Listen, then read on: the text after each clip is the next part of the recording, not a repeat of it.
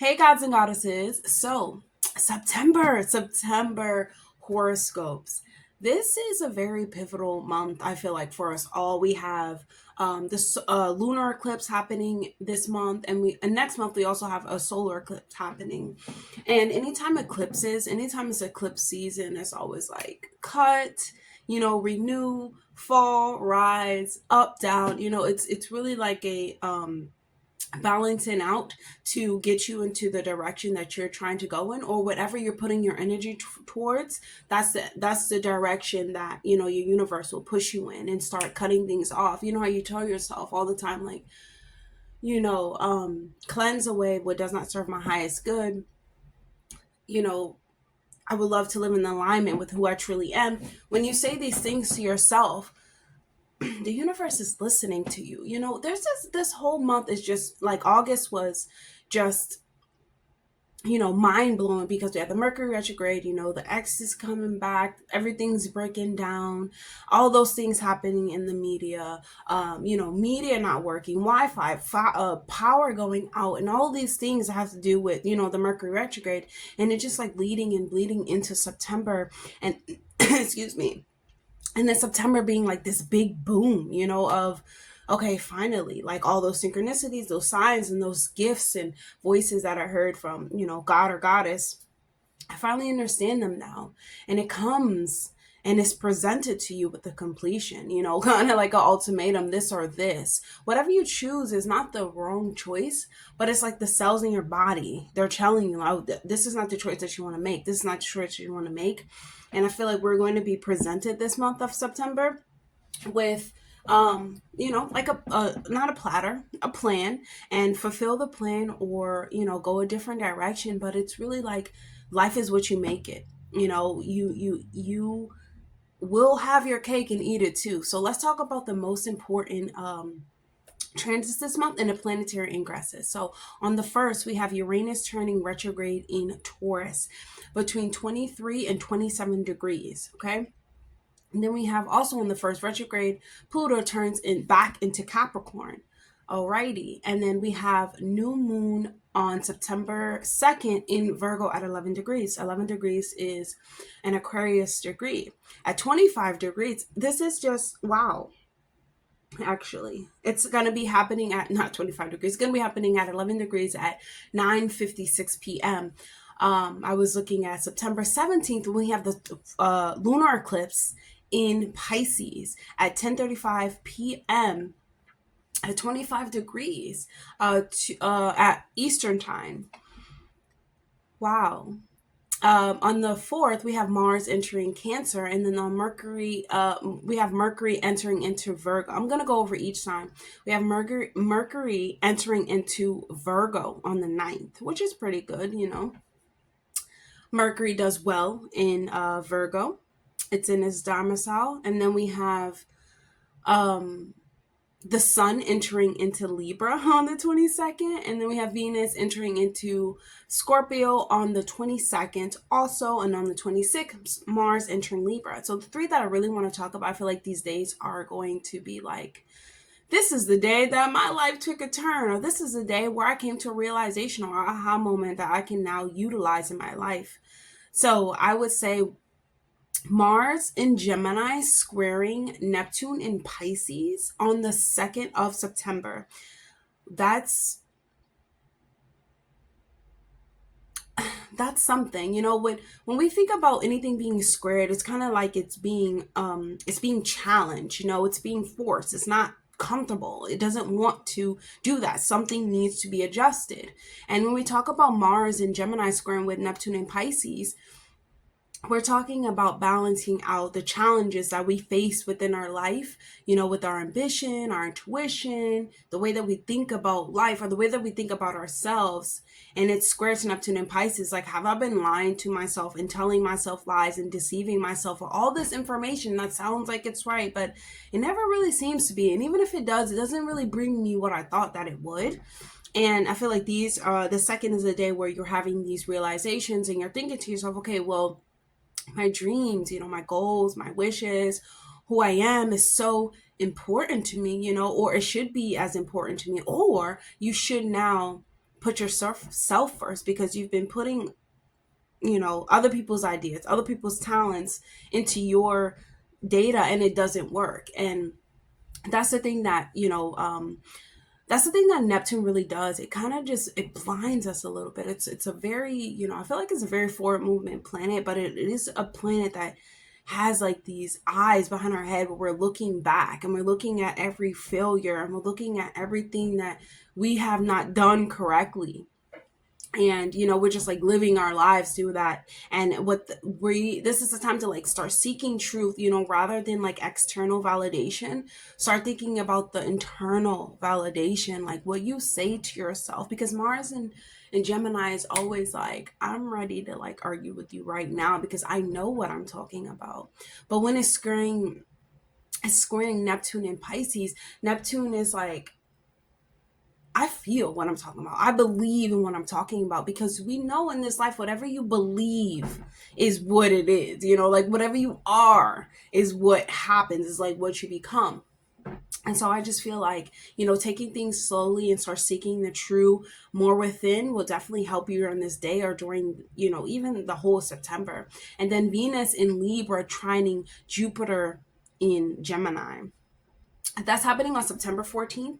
And so Venus in Libra, it's in this diamond house, so it feels good. It feels great in this place. And then trining Jupiter in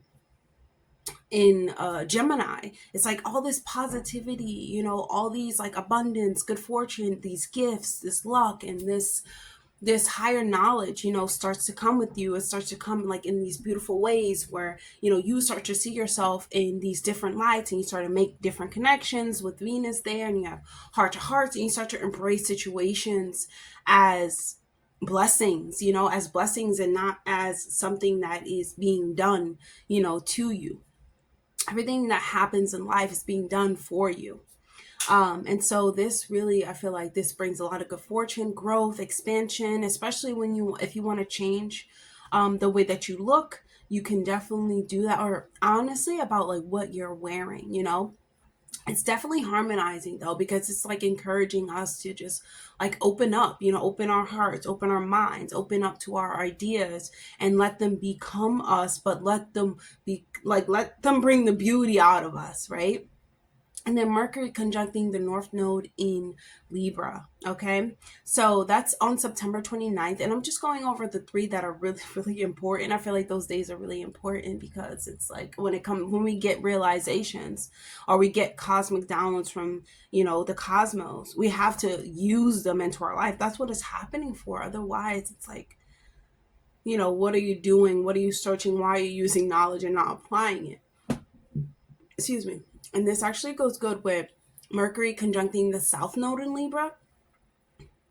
That's happening on the 29th. So whenever we're talking about the South Node, we're talking about like past. We're talking about like characters and energies that we already embodied and that we're familiar with, and that we can act out in this life.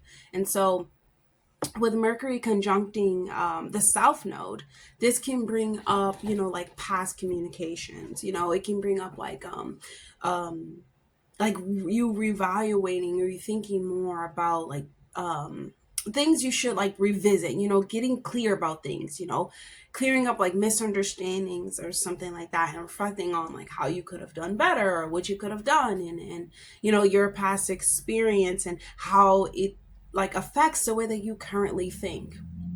And just like be mindful of like informations and downloads and messages that you receive during this time, especially when it comes to like receiving messages from the cosmos. Because like I said, if you don't use them, it's knowledge for you and it can help you. But if you're not listening, if you're not answering the call when they're being, actually, if you're not answering the text, like they're not being the call, the text, whatever type of, you're talking about Mercury, so whatever is in writing, if you're not actually applying those things to your life, it's very useful. It's very useless.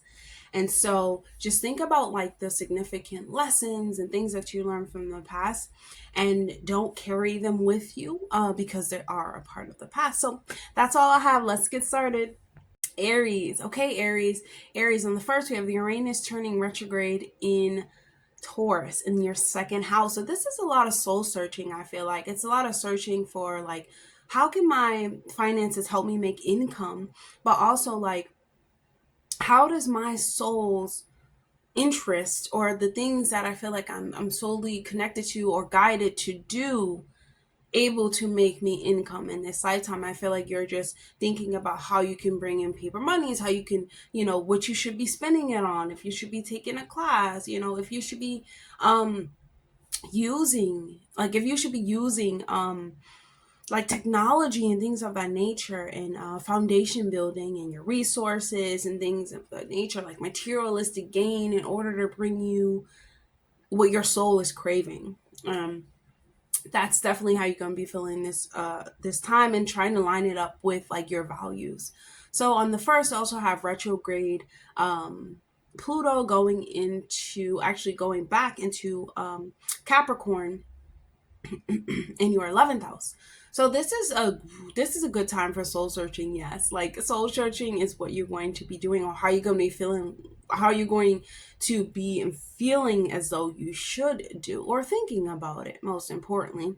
um just thinking about the connections, and thinking about like, are these really my friends? Like, how do I connect with my friends, like on a deep level, because we're talking about Pluto. Like Pluto, how do I connect with um them beyond and below and beneath the surface? Like, are we truly solely connected and merging? Or, we're talking about Capricorn, Saturn. Or is it just like business? Like, is it just like, okay, I don't really take everything seriously, and take accountability and take authority over what I'm saying, and over my own life and over my dreams. We're talking about the 11th house, and thinking like, what could they be? Like, is it toxic? Is a friendship not working? Is it low vibrational? And just thinking those things over, I feel like, reevaluating your friendship, your goals, your wishes, and how they align with your true path too.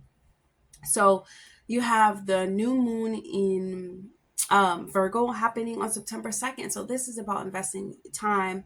And this happened in your sixth house. So you could be investing time in, new ideas for work, new ideas for a health regimen. Like emotional, like self-care, like emotional healing, how you service other people, how you're pouring into other people. And I feel like you have a new chance to invest your time into these things, or the things that truly matter to you. And like your schedule, and how you can make these all work more like efficiently for you, Aries. So on Mars, on the 4th of September, we have Mars entering into the 5th house. um Mars enter into Cancer in your 5th house. So this is definitely letting go. This will be a letting go of like these emotional baggages and turmoils that you have around your creative projects, or what you want to create, even your children, that kind of hold you back. It's like these excuses that's like stopping you from taking the next step, but you feel it so emotionally, like internal, almost like it's a law, but it's actually not. And it's time to just like let go of the tough lessons that we want to hold on to, because we're like, that's what I learned, and I don't want to learn that again. And yes, however, you have to use your intuition in Cancer. Like, when we're talking about Cancer, we're talking about using the intuition and thinking that, okay, frustration, anger, and all those things that do occur when we're at home, or we're trying to improve ourselves. The frustration that we get with ourselves, but most importantly with our family members, because we're talking about the 5th house, Aries. Learning how to process that the correct way, like not internalize it, but use certain practices to get them out, and in a creative way. Like, don't hold yourself back, Aries. That's the most important part. Like, learn from what you're growing, what you have gone through. Like, Mars is in its fall when it's in Cancer, so it kind of struggles to reach its full potential.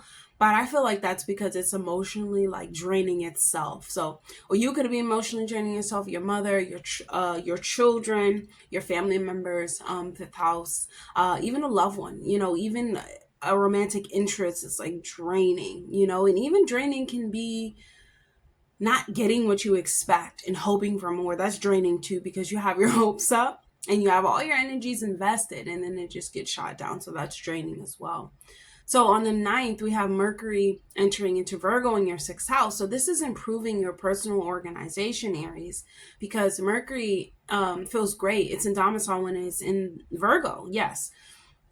However, taking time to, have more schedules this month and follow a plan and get your thoughts in order, most importantly, and not really bring any type of baggage, to work. Try to be as helpful as you can, but not serving yourself so much up that you are drained. You should never do that. You never have to like get rid of like your energies to like help someone else, or you'll never have to like do like anything like pointless to help someone else. And I mean by pointless is like literally giving over yourself to help another person, or not even to help, to sympathize, to be empathetic towards.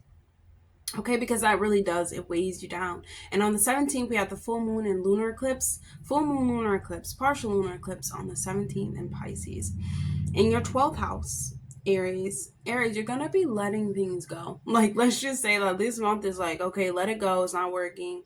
Let it go because it's only holding you down, like, heartfelt conversations, all that stuff. So I would advise you, Aries, to really go and meditate and think about like how you relate to others. What do they need from you psychologically? What do you need from them psychologically? What are they telling to you? How is it affecting your inner being? How are you affecting your inner being? What are you taking? What are you doing that is having effect on who you are or who you want to be? That's what you're going to be thinking about. On the 27th, the sun is entering into Libra in the 7th house. So this is a time, definitely take time to have these heartfelt connections and conversations with your loved one. Even exes, like, telling them, a lot of people could have talked to or returned back to the ex, or even wanted to have interest in the ex.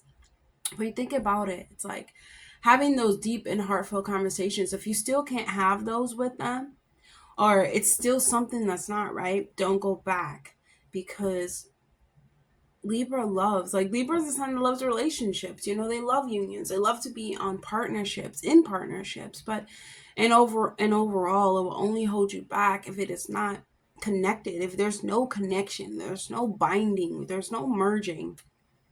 It's very drainful. And just talking to them about the hopes and dreams that you have for your future, most importantly, will show you if this person is even, can even be in your life, right? And so on the 22nd, we also have Venus entering into Scorpio in the 8th house. So this is you, Venus in Scorpio. This is you, Venus in Scorpio. It's actually really like funny, not funny placement. I find it really amusing how like Venus, you will find Venus in Scorpio always wanting to feel like wanted sexual, and we all want to feel wanted sexually, but like wanted and valued through intimacy, through sex, through passion, extreme merging, emotional like captivity, like like literally merging with another person. I feel like to be able to feel and to connect with another on such a deep level, it's such an amazing thing, right? And I feel like Venus and Scorpio have a lot of these experiences, but depending on your chart, it could be maybe a little bit obsessive, like someone who could be obsessed with having sex, or someone who can be really like entertained by it to where it becomes like an addiction. But let's just talk about you, Aries. So this means you're going to be wanting to feel like value through like your sex, during this time, emotionally safe when you're in your unions. It's important to have those conversations, Aries. And whether you're single or you're in a union, you have to work on feeling beautiful, desired, even sexualized, or even feeling like other people are, thinking that you look good, or even you feeling good in your own skin. This is something that you must have, this is what the Venus in Scorpio transit is trying to bring up for you, Aries, focusing on how you can feel beautiful in your own skin. And so lastly, on the 26th, we have Mercury going into Libra in the 7th house. So you're going to want to talk to your partner this month, you're like, you will not have any problems like letting them like know how you feel, or even speaking to them like intellectually.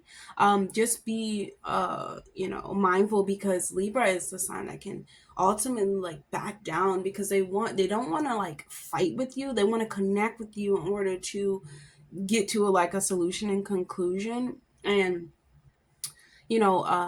Mercury is ruled by Gemini and Virgo, which I think those signs, like, they have a lot of mental power, so they know a lot of things, you know what I'm saying? And it's, don't put on rose colored glasses, and like be aware of like how you're living, just be aware of like who you're idealizing, like be mindful of who you have around you, and don't let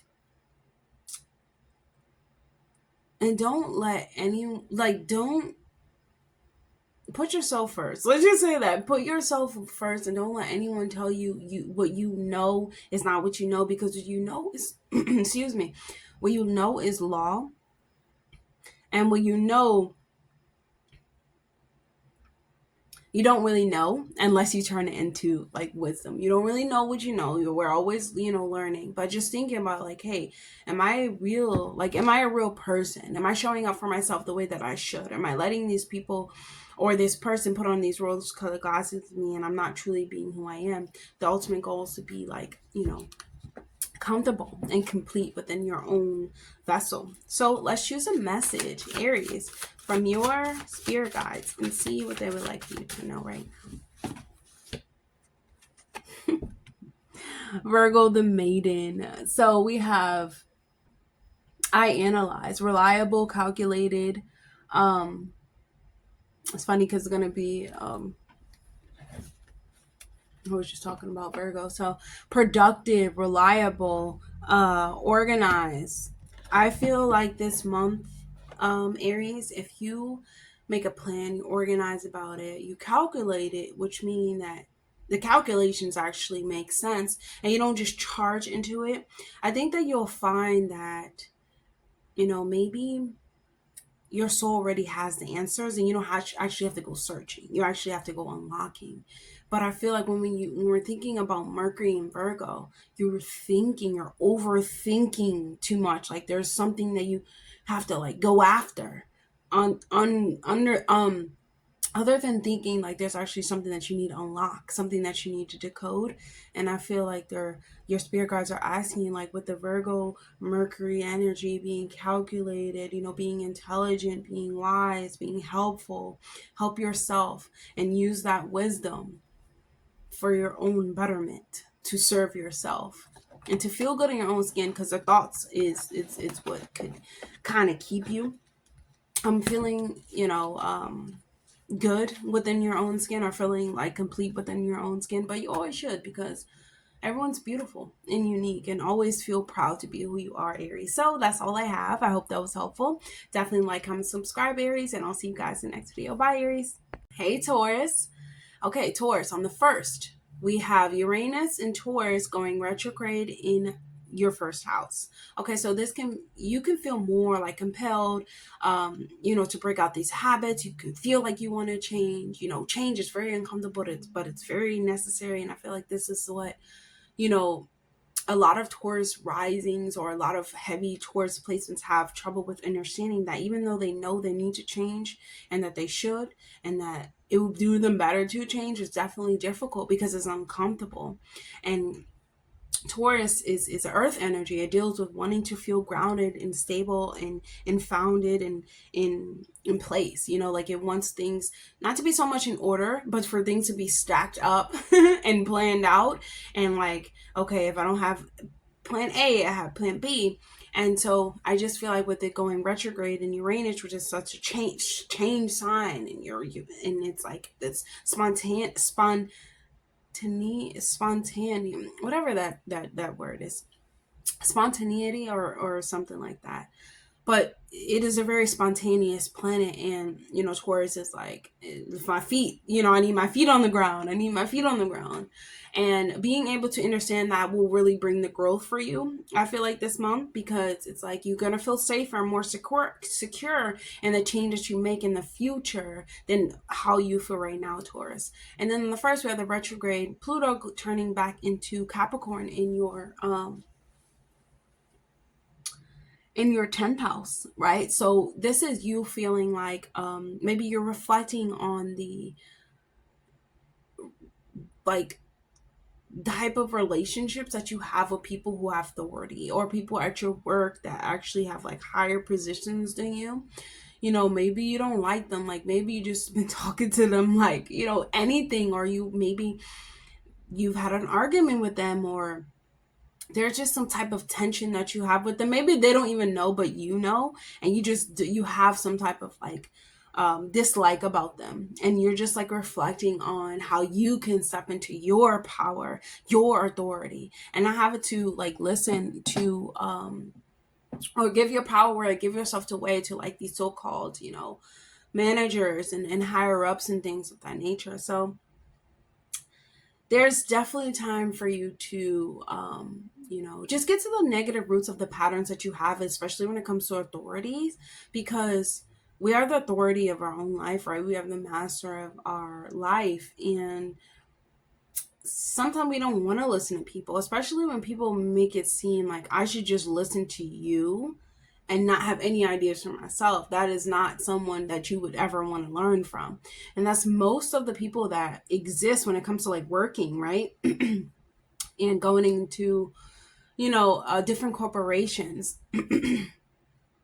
And so, it's just about you ready, like stepping into your own power, and not so much thinking about what they're doing, but, facing your own like father, even if you have to, or what your father's teachings or something.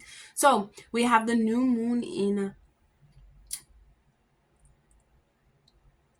Virgo, September 2nd, um, uh, in your 5th house. So this is you finding a way to like showcase your creative ideas. Your creative outlets are using things such as painting, dancing, any type of entertainment and fun and exciting to pour your energy to, and to like pour all your um I would say like all your frustrations, or anything that needs to like get out of your body. You are trying to put it into your talents, or you should. Okay, on the 4th, you have Mars entering into Cancer in the 3rd house. Mars is in his fallen in Cancer. Yeah, so this year kind of struggles to reach its full potential. We're talking about, the 3rd house. So we're talking about, our intellect,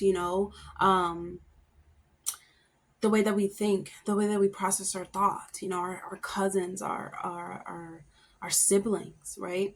And so when you think about the 3rd house too, it also has to do with like media. So just be careful when it comes to like protecting your own intellectual properties within the mind and your ideas, and be cautious who you like are revealing yourself to, especially when it comes to thoughts. That's why I said like it's time to like self-reflect, but self-reflect on the changes that you need to make that you haven't been making.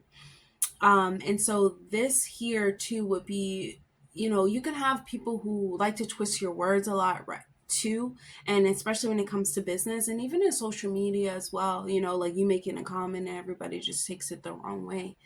That happens, a lot on the internet. That's why I always like literally overspeak. I write and I talk more than I should, just so every single sorts of individual can understand, the perspective, or if I switch it, but it's the same one, then they will have this type of understanding. But really focusing on your own talents will be good for you. So on the 9th, we have Mercury entering into Virgo in the 5th.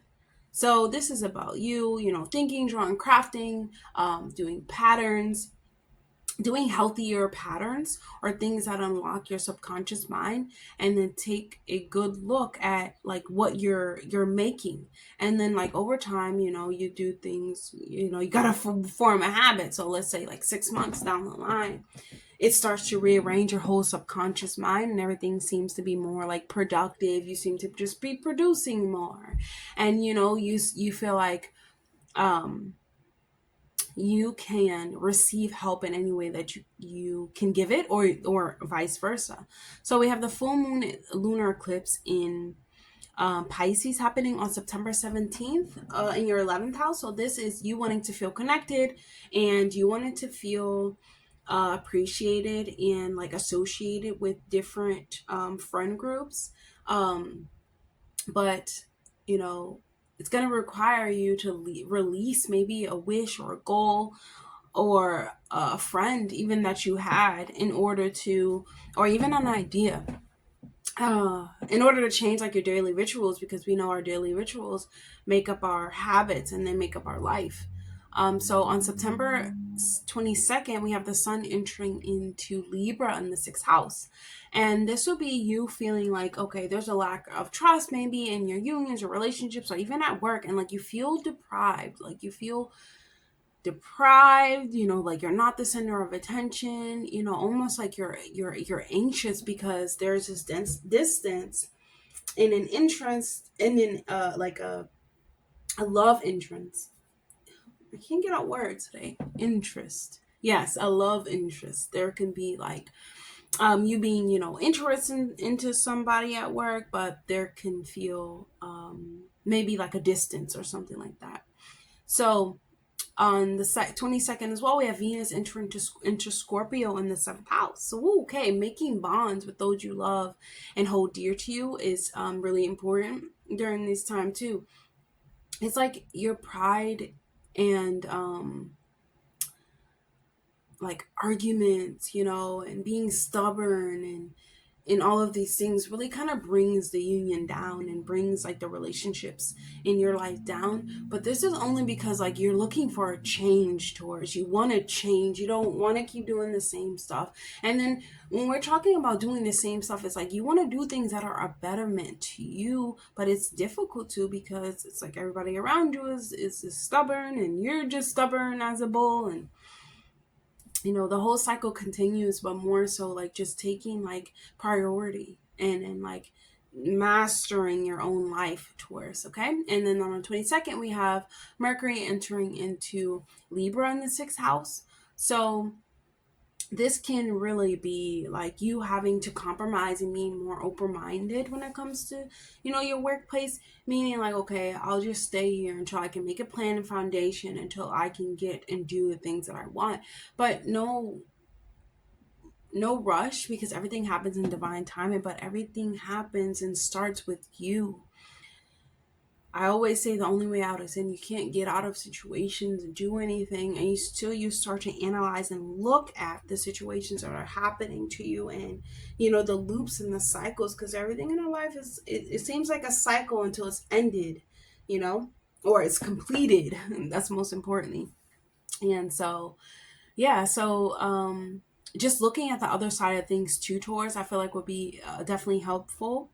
um like a different perspective would be definitely helpful this month. Look at everything from a different perspective, or the opposite perspective of what you think. Like if you think, well, why isn't it, then you think of it, this is why it is, this is why it could be. Like change it to why it's not, to how it is and how it will be and how it shall be. So we have the horse. He could have been born in 1954, 66, 78, 90, 2002. And the horse really symbolizes being like adaptive, loyal, courageous. Like you're already, it takes courage to change, but we know that you cannot be a coward in this life, especially when it comes to your own life. If you coward at your own life, my God, I mean, when we all coward our own life once in a lifetime, but I'm just saying like um the damage that it does, like the severity that it does to the mind, like it just takes you so far off your divine path that it almost seems like you have to burn down the whole village in order to start over again. And burning down the whole village is not always a bad thing towards, because when it comes to like being adaptable, I know you're a fixed sign, but being adaptable in times when it comes to self-improvement is vital, especially if you want to get to the next step. And you can know these things, and I don't doubt that you do, Taurus. I know that you do. However, change is inevitable. Honestly, change is the only thing that's consistent in this life. Like change, being consistent to change. And that is about it. So that's all I have for you, Taurus. I hope that was helpful. I hope that was helpful. And definitely like, comment, subscribe, and I'll see you guys in the next video. Bye, Taurus. Hey, Gemini. So, Gemini, on September 1st, we have Uranus turning retrograde into Taurus in your 12th house. So this is going to be maybe you having more intense dreams. You can have more vivid dreams. You can even, lucid dream, astral travel. Just like this really these really vivid dreams about the past, about the future, where you can really see, and it almost seems a little bit, weird, because it could be like past wounds, it could be offers, in the dream world. It could be like your imagination being like more active, more clear, and you becoming like more aware of your subconscious belief and like how it affects your mind, how it affects the way that you live in life, that you live your reality. And then on the first, we also have Virgo. We have retrograde Pluto turning. We have retrograde Pluto turning back into returns back into Capricorn in your ninth house. So this is a time where you will, like, the way that you experience the world. We're talking about the ninth house. Ninth is about how you experience the world, like your philosophies, like your laws that you made up about this, reality, higher learning, publishing. And so this is like you broadening your horizons, you becoming the master, the authority, the champion, and anything that you believe strongly is like, okay, let me assess it too. Because if I'm the master of my reality and I'm making all these things happen, if something is coming up where like past wounds, things of that nature, is for a reason. I must return back to like what I've learned, and I must return back to, spirit. On the second, we have the new moon in September. Yeah, new moon September. We have the new moon in Virgo. This is going to be on the second. So the way that you're thinking, it's in the fourth house. So this can be you wanting to change, like getting new furniture, new accessories for your house. This can be like you reflecting on like where you currently live. Like, is it time to move? Maybe you have to move back in with your, maybe you have to move back in with like your parent, a sister, or cousin, or something like that. Or maybe they're moving in with you. So there is like this new start when it comes to like reflecting on how you are currently in your space. Okay, so on the fourth, we have Mars entering into Cancer in the second house. And so this can be, Mars is in this fallen Cancer, and this can be like you struggling, to reach your highest potential because of how you emotionally feel about yourself. It's like your emotions and the way that you feel, like it's literally how you feel, how you're processing, how you feel affects the way that you feel about yourself, and affects it the way that you make income. And so this is like you may be experiencing a breakthrough when you come to that realization of like your emotions, the way you feel about yourself really is like how you make a lot of money, because you see like a lot of people who have confidence in themselves, especially within their craft. It's not even about having confidence within yourself.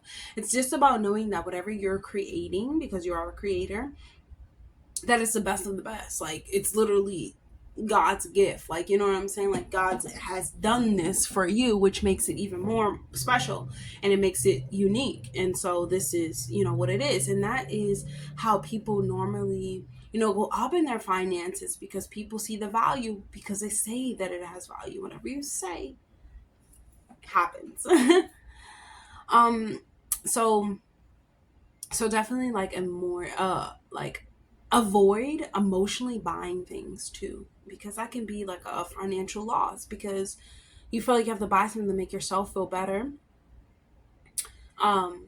it's not always a good look, because materialistic things will not make us feel better for a short amount of time. It will, but it doesn't. You have to look within. You have to look in the mirror.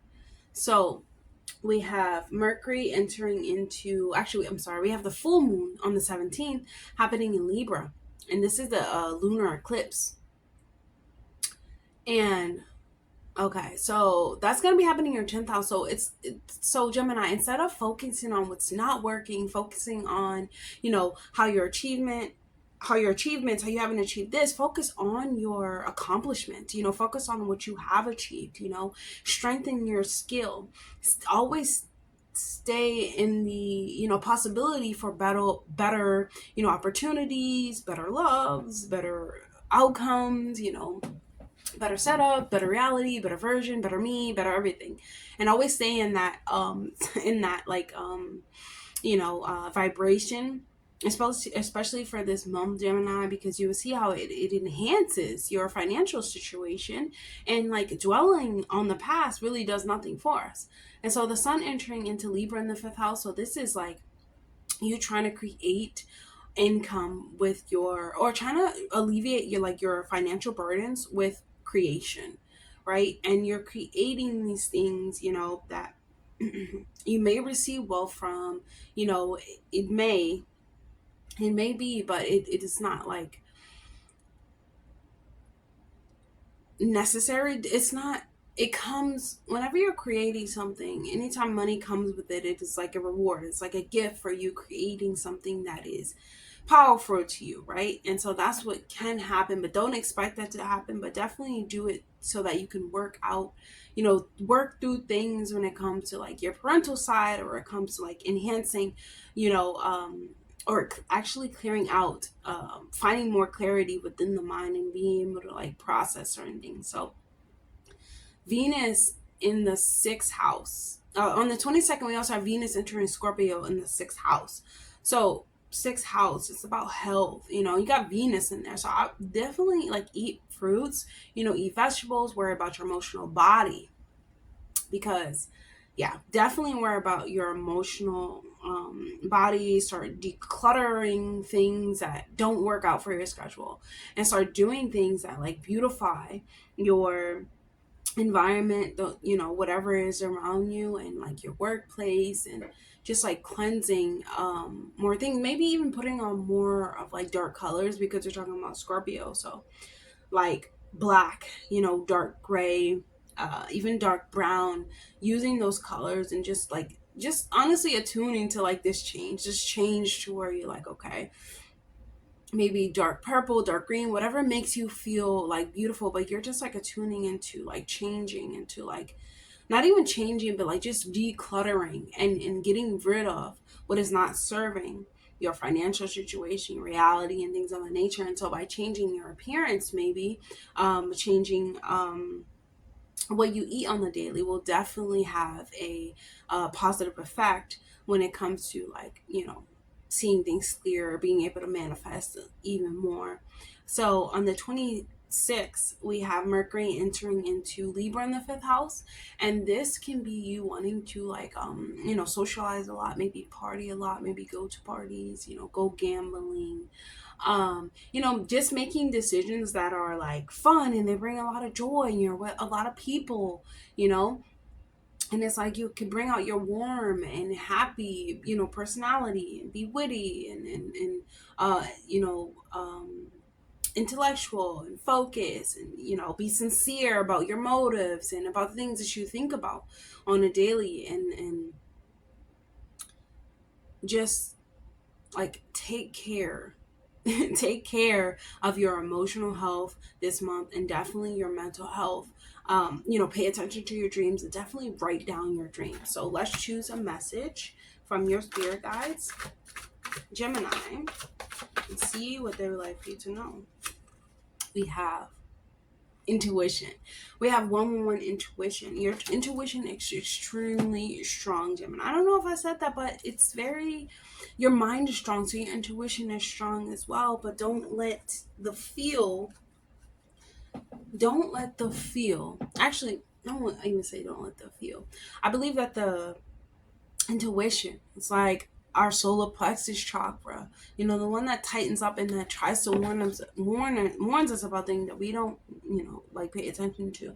So it's about in our stomach area. I feel like our intuition is our gut feeling, and you have to listen to yours, Gemini. Yours is extremely strong this month, and I feel like in order to get like clear like answers, you got to listen to the nudges and the nudges and the feeling, the urge that you have to make a decision. That's first of all. Just trust yourself. Most importantly, trust yourself, Gemini. You have to trust yourself, because only yourself can get you throughout this life, and only yourself can make the changes. Only yourself can even deal with this this lunar eclipse that's happening on the 17th, because you know it's happening in your 10th house. So these are about your achievements, like your life path. And you have to listen to your intuition when you're talking about your life path. You can't listen to the noises and sounds of others. That's all I have for you, Gemini. I hope that was helpful. Definitely like, comment, subscribe, please. And I'll see you guys in the next video. Bye, Gemini. Hey, Cancer. So we have Uranus turning retrograde into Taurus in your 11th house on the 1st. So this is going to bring up a lot of topics discussing like what you actually want to discuss with your like your heart's desires, you know, your dreams, your goals. You want to discuss these ways of how you can change the world and the perspective that you have with others. People are close to you. People are close to your heart. Friends, you know, soul families in the 11th house. And you can have like these light bulb moments and these aha moments that inspire you to make these plans, make these long-term plans, and like, okay, what does my community actually need, and how can I deliver, and what do I have to make these resources possible?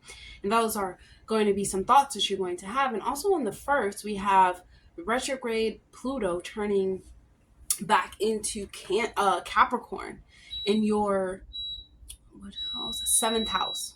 Sorry about that noise. It's 7th house. So this is about you like getting to the root of like your fears, your insecurities, or anything, you know, else that has like caused you to feel uncomfortable within your union, you know, feel uncomfortable around people and relationships and things of that nature. And you know, these areas of your life can ultimately use healing and you know some attention and improvement. When you're talking about the 7th house, you're talking about other people, right? But it's also opposing the 1st house. So it's like, it's kind of that sacrificing house to me. It's like you're sacrificing yourself to be with another person, but kind of at the expense of yourself. You can't let that happen. It has to be other person telling you, pouring into you, and you know, vice versa, and things of that nature. So just think about that, you know, just ultimately prove, you know, that's improve. That's what, you know, needs to happen, like healing. So the new moon in Virgo in your 3rd house is going to be happening on the 2nd. So the new moon in Virgo is definitely like you thinking about what's going on in your community, what's going on around you, maybe even with your neighbors, maybe trying to you know, pick up new talents, new activities, new ways to enjoy yourself, new ways to speak, new ways to think about yourself, new creative not even creative, but like new mental formulas when it comes to speaking, right? How you're communicating, the way that you're speaking, because Mercury is the ruler of this new moon. So on the 4th, we have Mars entering into Cancer in the first house. You know, Mars is in his domicile, not in his domicile. Mars is in his fall when it's in Cancer, and it's in your 1st house, Cancer. So this is about you. Definitely like trying to reach your fullest potential, right? And being prepared to like not give up, to being prepared to not get everything that you want, or get everything that you need right then and there, but knowing that it's coming and that your intuition is guiding you there. You may just not get there when you think you're going to get there, but be prepared, because it's like, just prepare to be there. How about that? Just prepare to get there. Like, keep preparing, keep preparating, because you're going to because you can reach your highest potential. Even though it's in this fall, it's like, it struggles to reach its highest potential, but you can have like those days where you're like reaching your highest potential. You feel so proud of yourself, and like, Mars is like get up and go, and it's drive. And by using your imagination and intuition, it's still doing something. You're still driving forward. So yeah, it's like, be ready, like just get ready, like just keep preparing. Mars, I'm sorry, we have Mercury entering into Virgo in the third house on the ninth. And so this is like you having this impression that, um thinking about how, like, the impression that you send out, like how you speak to people, how people look at you, and putting yourself before someone else, putting yourself uh in the way that you want to see yourself, not how others see you, putting yourself in those kind of positions, because then you can like fix like whatever obstacles are holding you back. Because if you're doing what you allow and what you know that you can do, it's better to pick yourself back up from them, other than to pick yourself back up from the pieces that other people have told you that you are, that could not even be something that is valid, or true. So definitely putting yourself first. And then on the 17th, we have the new moon. I keep saying new moon, but it's a full moon. We have the full moon in Pisces, okay? But this is a lunar partial eclipse. Oh my gosh, no, like who else like really dislikes that? I do. I'm about to crochet it back. But yeah, then we have the lunar eclipse. Okay, and this is going to be happening in your ninth house in Pisces. So this is you like stretching the way that you think, your intellect, um, craving to learn new experience, maybe craving to travel, to see things, to be places, to publish a book, even. This can be a time where you have a lot of learning experience too, maybe even online seminars, experiencing and attending classes maybe that are online, and that like with topics and things of that nature that interest you. So on this 22nd, we have the sun entering into Libra in the fourth house. And so this is a harmonious, this is not actually, well, Libra is a harmonious sign, but it's, when the sun is Libra in the fourth, it's like,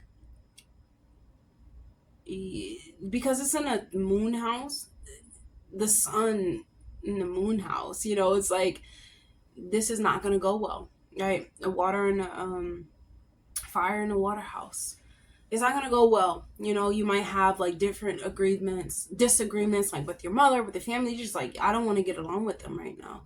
I really don't like have it in me. It's like kind of like rejection. And it's like you have difficulties and like this discomfort, and maybe you can even like create this discomfort when it comes to your unions or relationships, partners, family members, and start getting aggravated, by your demands, by the demands of your partner, and by the demands of your family. You're like, I don't even do this anymore, right? And then on the 22nd, we also have Venus entering into Scorpio in the fifth house. And so this is you using like, the fifth house is about, your romantic relationships, your children, things that are really fun and exciting, and entertainment, and like singing and dancing. And it's like your personal unions will, it's like you're either gonna commit or you're not. Like, you're either gonna commit, or you're just gonna be like this fantasy. Like, you're just gonna be this desire and things of that nature. And like, you just want despite everything, you just want like a good bonding union, and like someone to talk to, someone to be with. It could be some ego clashes even when it comes to people who are in committed relationships, or looking for a or like going into marriage. It starts with little relationships, goes into marriage, and like, even meeting, your soul partners. Things like this can happen, but it's like, you have to, like, despite everything that is happening, like you maybe being a little bit possessive in your relationships, maybe when you like creating these problems in your relationships, you can also attract one. Like, you can attract the relationships. You just want to, like, you want to start it off on a positive note, right? Not being so obsessive, and not being so like, you're mine. your mind, right? You know your mind, right? You know your mind. And be more like, this is its own person. And I shall hopefully, and the only thing that's constant is change. And I hope that they can change and evolve into their highest version. That is all we can hope for the next person. And then on and then on the 26th of September, we have Mercury entering into Libra in the fourth house. And so your mind like is really like stretched, intellectually. You're thinking about new skills, going back to school, taking things on maybe you didn't think like was realistic before, and then like you setting yourself up, like you not being the one that's setting yourself up for disappointment. So the fourth house, has to do with moving. So, it could be moving, real estate, your mom, your family, your children, your ancestral line, your traumas. It could be so many things that come to light. And I feel like some Cancer rising, the other Cancers, like it's all different, but ultimately I feel as though you're going to pick up a new skill, this month that you kind of want to hold on and build on. So let's choose a message from your spirit guides. Cancer. Cancer, and see what they would like for you to know right now.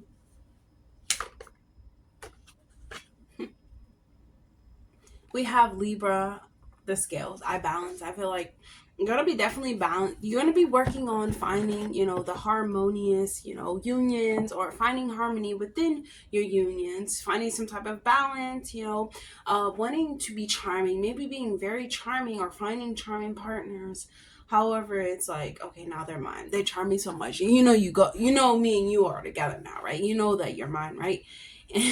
But kind of balancing out the fact where, like Libra has different perspectives. Like Libra can see things so many different ways. Like you can see things like, yes, I love you, you're mine, but then see it like them, like, yes, I love you, but relax. It's like you have to see it from different type of perspectives. And I feel like Cancer from this way, it's not something to like hurt your feelings though. I feel like it's something to like internally bring you more balance. And that's, most important, like in balancing out your bodies, right? And that's really important, Libra. So that's all I have for you, Cancer. That's really important for Libra. But yeah, so that's all I have for you, Cancer. I hope that was helpful. Definitely like, comment, subscribe, please, and I'll see you guys in the next video. Bye, Cancer. Hey, Leo. Leo, we have Uranus going retrograde on the 1st, September 1st, in Taurus, in your 10th house. Okay, so this is basically like you saying no to opportunities, or to these little like, knockoff opportunities. Say okay when it say no. Say it's okay to say no if the answer is yes to something else, right? It's okay to say no because the answer is yes to yourself.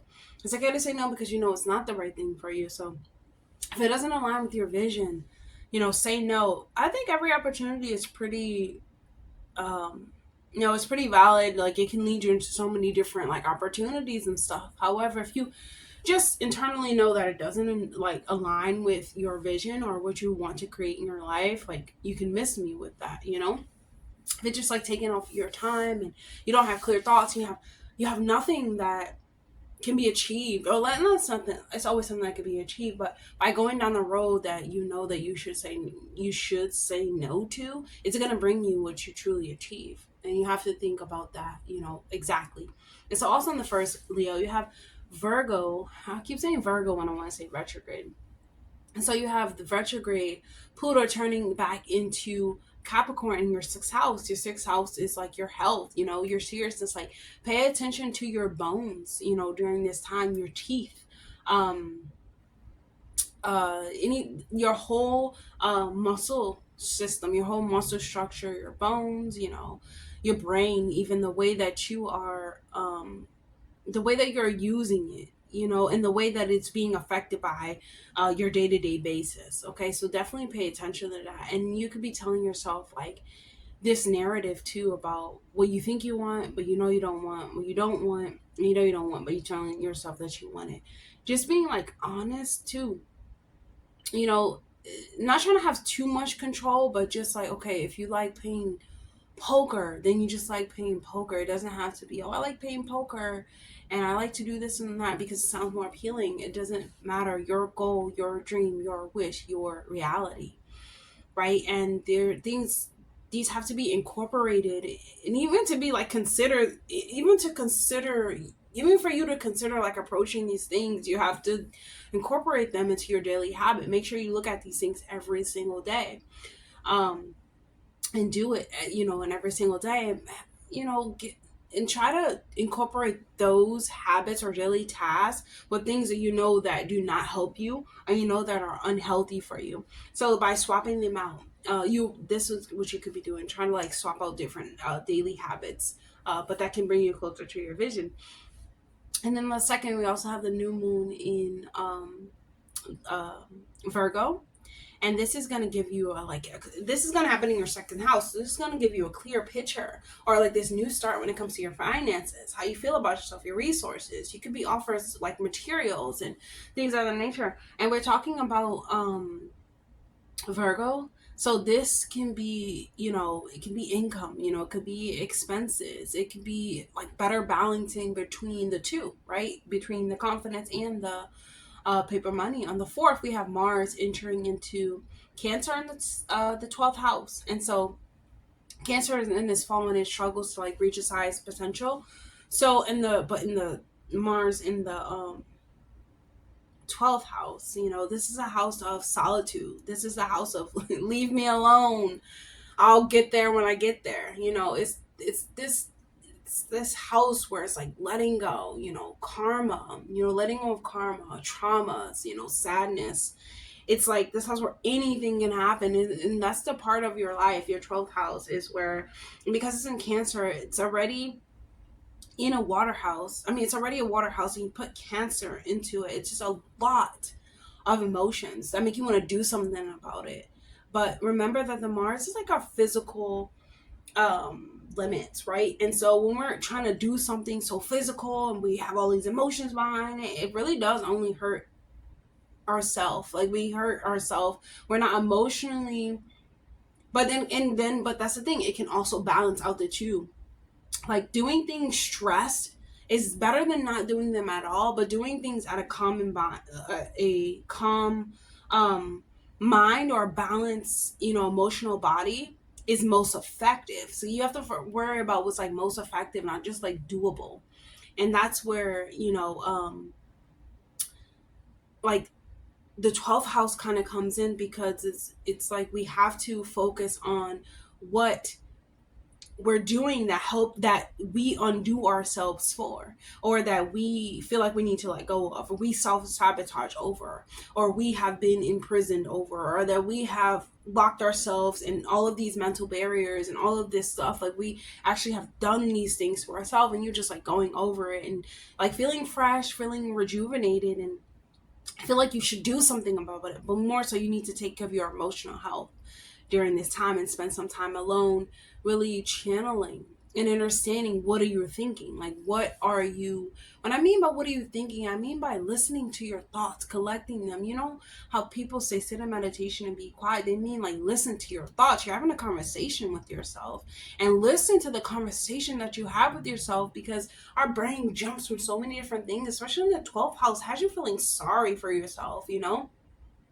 But then when you put Mars there, it's like, stop trying to feel sorry for yourself. Like you need to either be quiet, shut up, heal. But Mars is just so aggressive, but it's like this aggressive nature. But then 12th house, where it's like hospitals, you don't want to put yourself in situations where it's just like, this is a Pisces situation, So that was just funny. I had to say that. So that's going to be really, you must stay still. I would say stillness is the best when it comes to this transit. And so Mercury entering into Virgo in the second house on the 9th. So this is really good for your finances, right? This is a good time for you to think about,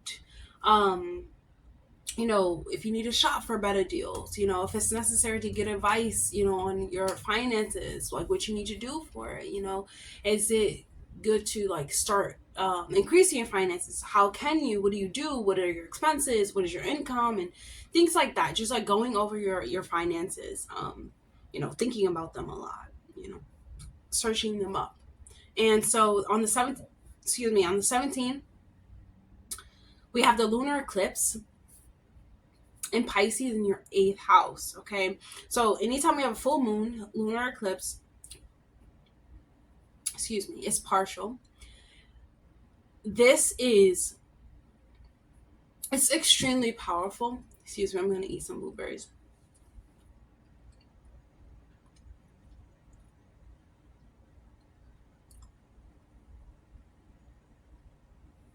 So it's extremely powerful whenever we have like eclipse season, because it's like, it's not going to miss you. Like no one can escape. Like you can't escape judgment, basically, right? And for you, this is like your willingness and your readiness and your motivation to succeed is, it's much more like maximized. It's just like, it's so intense, and it's like, I must find, like new employment. I must do something new. I want to join my psychic abilities. I want to understand how I have like these psychic insights about certain things. I want to understand the spiritual realm. I want to know about astrology. I want to know about all of these things. I want to find myself and like be soul searching between worlds. I want to go to the underworld.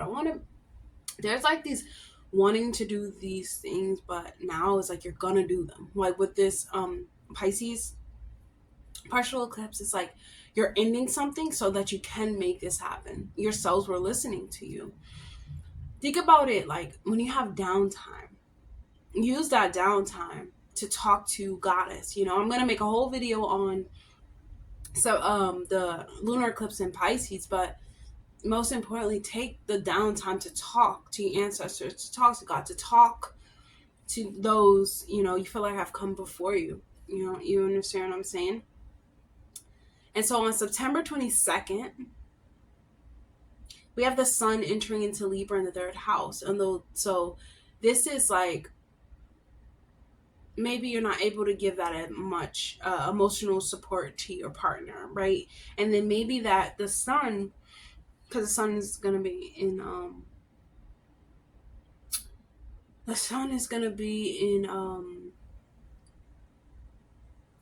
your 2nd house at the time. So it's like, maybe you are not, like, maybe you're being challenged, maybe you're not able to communicate in the best way, maybe it's not appropriate, maybe the other person doesn't feel appreciated. Your siblings, brothers and sisters, your aunts and uncles, and your cousins, even your neighbors, like just someone doesn't feel like you are bonding with them on a deeper level, and it is your loved one.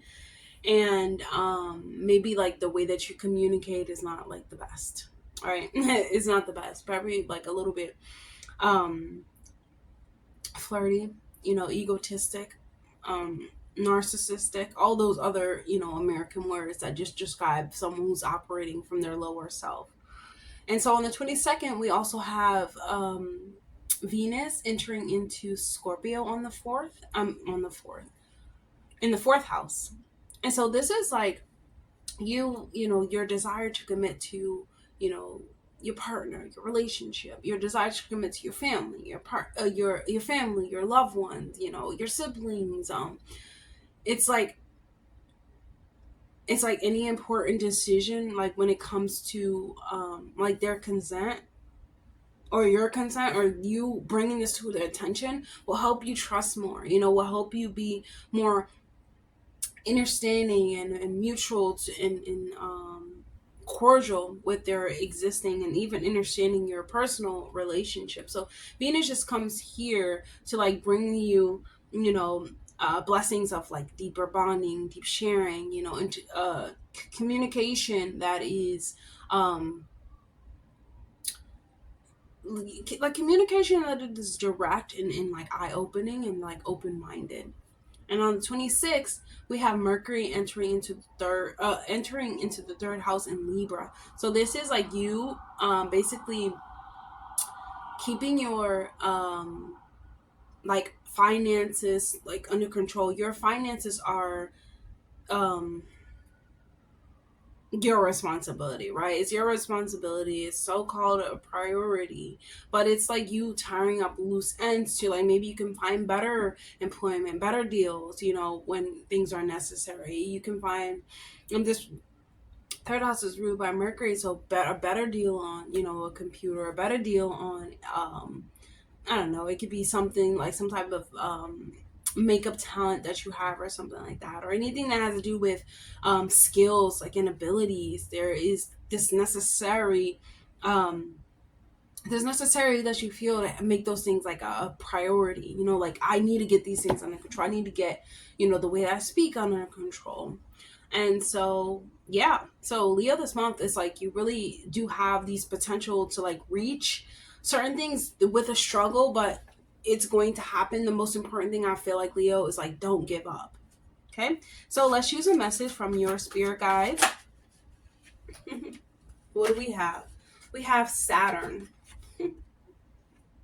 We have Saturn, and Saturn is currently in your 8th house right now. So I feel like boundaries. Okay, we're talking about boundaries. Boundaries will be like the most important thing, and I feel like that links to, because in my head I just got from the experience, it's like don't give up.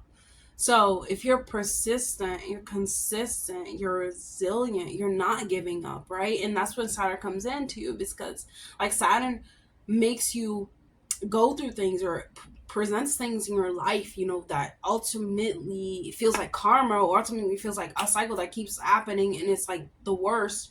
you know um Saturn can seem like one of the worst planets, but it's really teaching about self-worth, self-reliance, and self-communication, self-mastery, most importantly, but through these harsh lessons. But the lessons are truly up to us. That's what's really funny about that, because the lessons are up to us. And I just feel like not giving up on yourself, Leo, even when it's like, like your back is against the wall this month. And I feel like your back is actually going to be against the wall. I just feel like your thoughts are going to be so up in the sky where, you're constantly overthinking, thinking. We're talking about Virgo season now. So yeah, it's going to definitely be some overthinking, but just thinking to yourself that with discipline, with persistence, with prevalence brings mastery.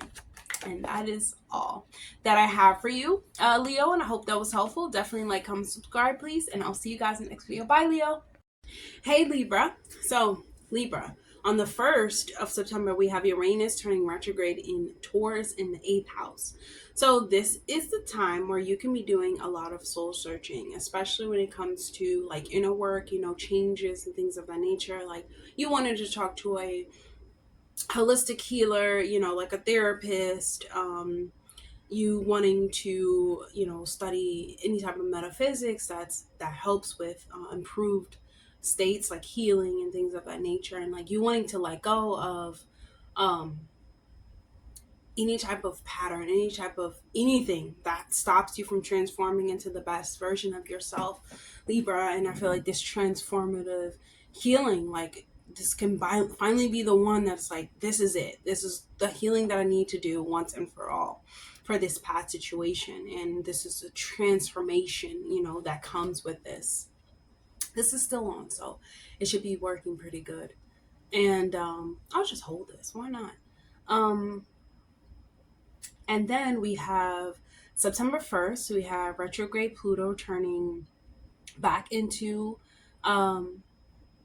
Capricorn in your 4th house. So this is like your deeply rooted emotional traumas that exist within the 4th house, emotional issues, where you first develop your emotional state at, right? And we kept developing in your childhood. And so this is associated with like your family, associated with your traumas, your childhood, your ancestral line, your lineage, and like what you can let go of that's gonna make room for, what's gonna make room for what you actually want.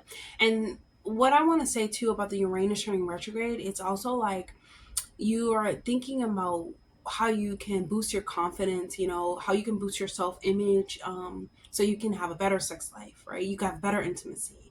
Maybe the secrets that you have won't always be secrets. Like secrets come into life, secrets come into the truth. Okay. And then the new moon in Virgo on the 2nd of September in the 12th house. It's like, this is a question I want you to ask yourself. Like, have you been avoiding feeling pain? Or have you been avoiding like dealing with your inner demons and your inner critics, and definitely your inner critics? Have you been avoiding with them? If so, now would be the perfect time for you to I mean, you have Virgo in the 12th house, Libra. So we already know you have a we already know that you have an inner critic, and it's time for you to just like confront that voice, start speaking to it, and start realizing like that it is a part of you, and start showing it some type of care. You know what I'm saying? Start nurturing it, caring for it, in order for it to be improved into, a better state. Like, deal with those demons so that now it's like they become you. You are not fearful of them. It cannot hold you back anymore. You already know it. It already came to light. Mars entering into Cancer in the 10th house on the 4th of September. Mars is in its fall when it's in Cancer, meaning that it's very, it just struggles. It struggles to reach its full potential here. And so with you, there can be like, maybe you need a bit of time of like management when it comes to image management, how you dress when you appear into work, how do you look? Like, are you looking like you just cried a whole river, right? Are you looking like you just cried a whole river, or are you looking like you just been attacked when you go into the workplace? It's like, maybe there is a time where you have like struggled professionally. It's not even more so how about you look, but like, how are you showing up, Libra? And it's like, how have you showed up in the past? What do you need to confront yourself about? Don't be afraid to be honest and upfront about the way that you feel. And yeah. So on September 9th, we have Mercury entering into Virgo in the 12th house. And so this time I would definitely say, like, be careful with social media, because Mercury is social media. And, this could be a time where you find, like, it's like, maybe your secrets come to life, right? Maybe people take things in the wrong way. Maybe they don't interpret it in the way that you are initiating it, Maybe it's just not clicking in the way that you thought it was going to click.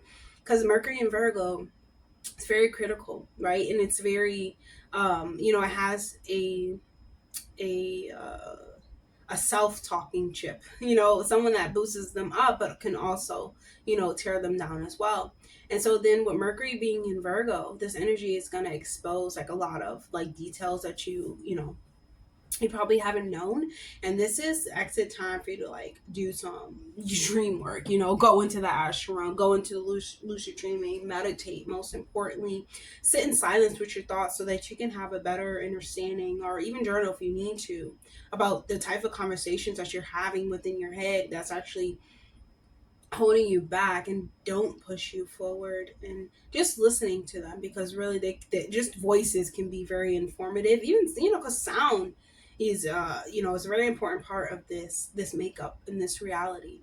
So yeah, so journaling, I feel like, yes, self understanding, self knowing, self exploring, most importantly self unlocking, self mastery. Okay, so using yourself to figure out what makes you happy in the inside, because only you can tell yourself that. Who's gonna tell you that? Who's gonna make that up? Like, they're gonna make it up. That's what they're gonna do. They're gonna make it up because they want it to fit. They can only have it fit into what they experience you as. Okay, so only you know who you are, and only your truth matters. Libra.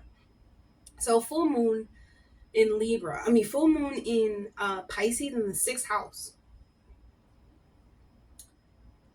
Wow, this is a lunar eclipse in Pisces in the 6th house. So this is about you. Now it's time for you to let that emotional state and chaotic situations and the emotions that just tear you down, burn you out, drain your emotional space, drain your body.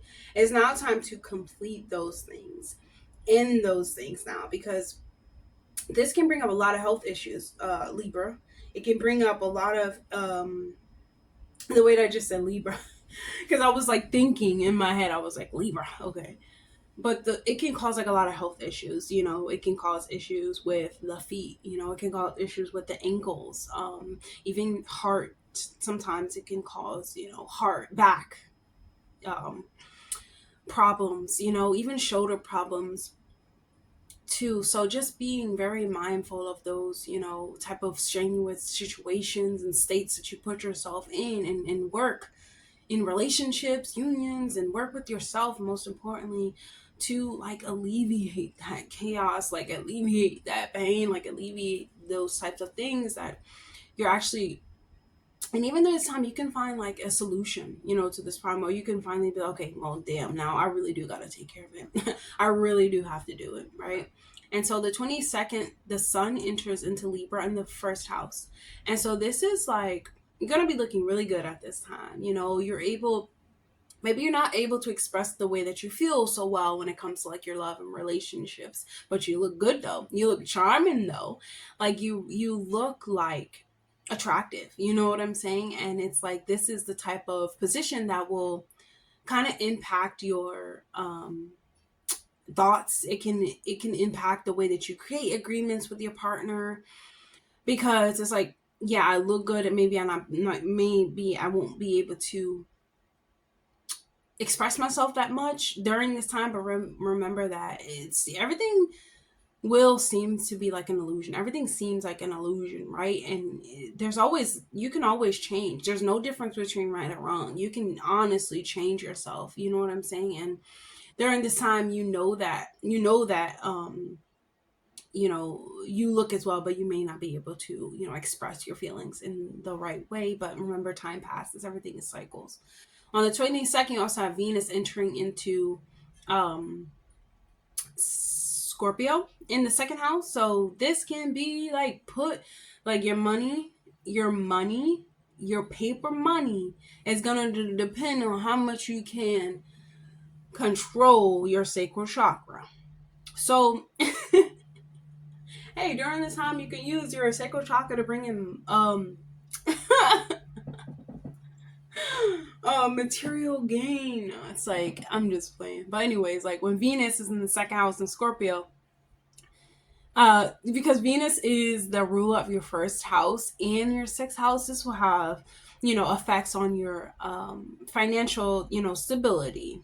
Yes, of course. The way that you progress from the gains, your you're not emotional, your professional ventures, how you make money, your inheritance and things of that nature. And it's like, maybe you have conflicts in your love relationships, you have conflict in your marriage, because there will be a need for deep bonding. Like, deep bonding is what's needed.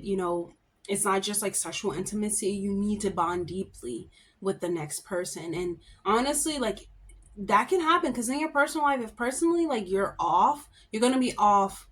It's going to show that you're off unless you're, able to balance it. That's when, whenever you feel like a low vibrational energy, you should do something to alleviate that. Like, if you feel anger, go run. Just start running. Anger, run. And it releases these like toxins from our bodies that switches to what we crave. It's something like, let's say I'm craving, one time in my life I was craving sand. Like, I want to eat sand, I want to eat powder, I want to eat dirt. But that's all because I was low on my iron deficiency. So I had to eat more, kale, more broccoli, more quinoa and things of that nature, more sweet potatoes. And it just like replaced that out and made, everything more come to light. That's definitely most importantly off topic. But what I'm saying is that it improved me when I figured out what the root of the problem was for me not getting the nutrients that I needed for my body. And that's what happens for your finances. You need to figure out what is going on from your finances, and that might not be visible to the face, but you can intellectually feel like something is off through using your sexual chakra. So, and also during this time, you could pick up a lot of people's sexual traumas, so be mindful. And then on the 26th, we have Mercury entering into Libra in the first house. That's pretty good though. So definitely, I would say you probably will be mediating, like a mediator, maybe between your colleagues, people at work, or maybe even in your union, when you're trying to be a mediator, but you're also trying to get your point across. And you can find a lot of like win-win situations too when it comes to you trying to help people and like, you know, resolve certain problems, because you won't be so quick, like I said, to sugarcoat or to do anything like that, because you know that like your intention is to bring yourself and to bring the other person to a higher level of, you know, their existence and the version of themselves. Well, most people, you know, most people, they want to do that, you know, but during this time you realize, you really see that there is no reason to sugarcoat, right? There's no reason to not say what's on your mind, because you can speak from a place that is authentic, but it's also straight to the point. So let's choose a message from your spirit guides, Libra, and see what they would like for you to know. We have the fox. So the fox shows up. The fox stands for wisdom. The fox also stands for facing tricky situations, or facing situations where you have to think quickly and you have to be adaptable, and you kind of have to know like what's happening around you and what you're facing. And I just feel like this, I feel like the word, I hear demons, like Libra. It's time for you to like face those inner demons and like stop avoiding dealing with them, because those are the ones that causes these tricky situations that we find ourselves in, when we know that we have the godly knowledge and wisdom to apply to alleviate and get ourselves into another situation. But it's difficult too, because it's just like, it's tricky, you know, a trick, you know, like I would say Mercury, like it's tricky because it can appear as though something is what it is, but it's not what it is. And that's when your discernment and your, you know, intuition plays a play. And that's what gives you the upper hand, Libra. So that's all I have for you. I hope that was helpful, Libra. Definitely like, comment, subscribe, please. And I'll see you guys in the next video. Bye, Libra. Hey, Scorpio. So, Scorpio, we have on the 1st of September, Uranus turning retrograde into Taurus in your 7th house. So this can likely be you gaining like a new perspective when it comes to like faded or like past connections, or just connections that are now fading away, and you want to discover like, do we have a future together? Like, are we moving anywhere? What does it look like ahead? And then on the first, we also have retrograde Pluto turning back into Capricorn in your 3rd house.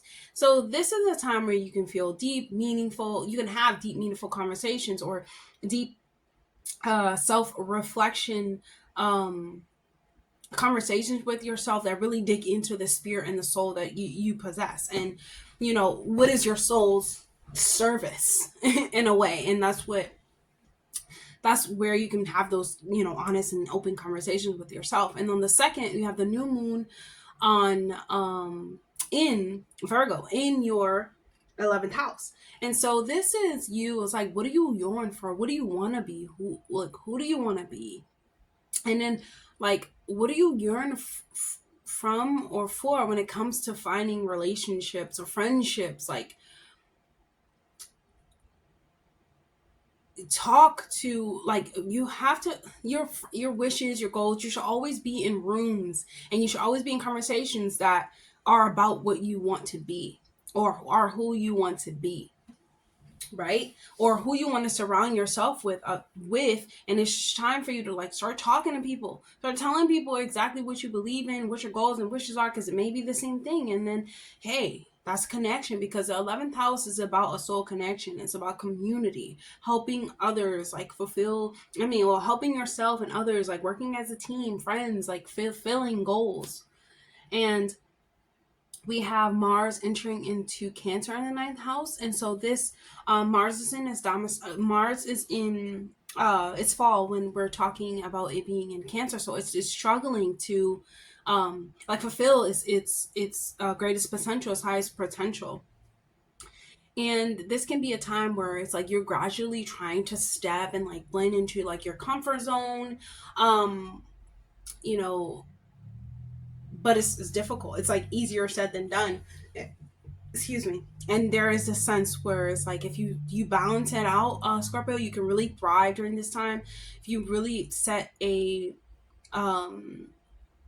because we know that the 9th house is about like laws and like you know, cosmic knowledge, higher knowledge, traveling and things of the nature. It's the law that we put upon ourselves by the way that we're speaking.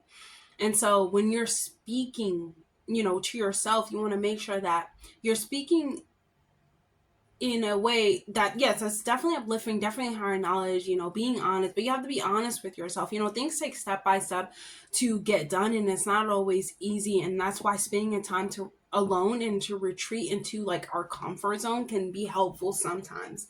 It's not helpful to stay always in your comfort zone, but it's definitely beneficial to get into the zone. So on September 9th, we have Mercury entering into Virgo in the 11th house. So this is like you mapping out a route, step by step. What am I going to do? What am I going to handle when it comes to my objectives, my future, my friends? What are we going to tackle first? And, this is about you, staying on track, keeping on track, and maybe feeling a little bit like, hey, I should be careful when it comes to what I'm crafting. I should be careful and maybe take some time when it comes to what I'm crafting. And that will be really beneficial. And it honestly might have you seeing real progress, it brings. So on the 17th, we have the full moon lunar eclipse in Pisces in your 5th house. This is great. This is like this is the 5th house, so it's like, your children, right? And it's like your entertainment, like anything that brings you fun and excitement, like indulging in something. And you're really asking yourself during this time, like, what are my children like? What makes your children like who they are? Like, how can you help them achieve their heaven on earth? And if you don't have children, it's probably yourself or your child or your inner child asking, like, you didn't say you was gonna do this when you got older. You didn't like it. They're really checking on you, and they're like, why are you doing what you said that you wasn't gonna do, but you're doing it because everybody else is doing it. And they really start checking on you, and they're like, something is not right.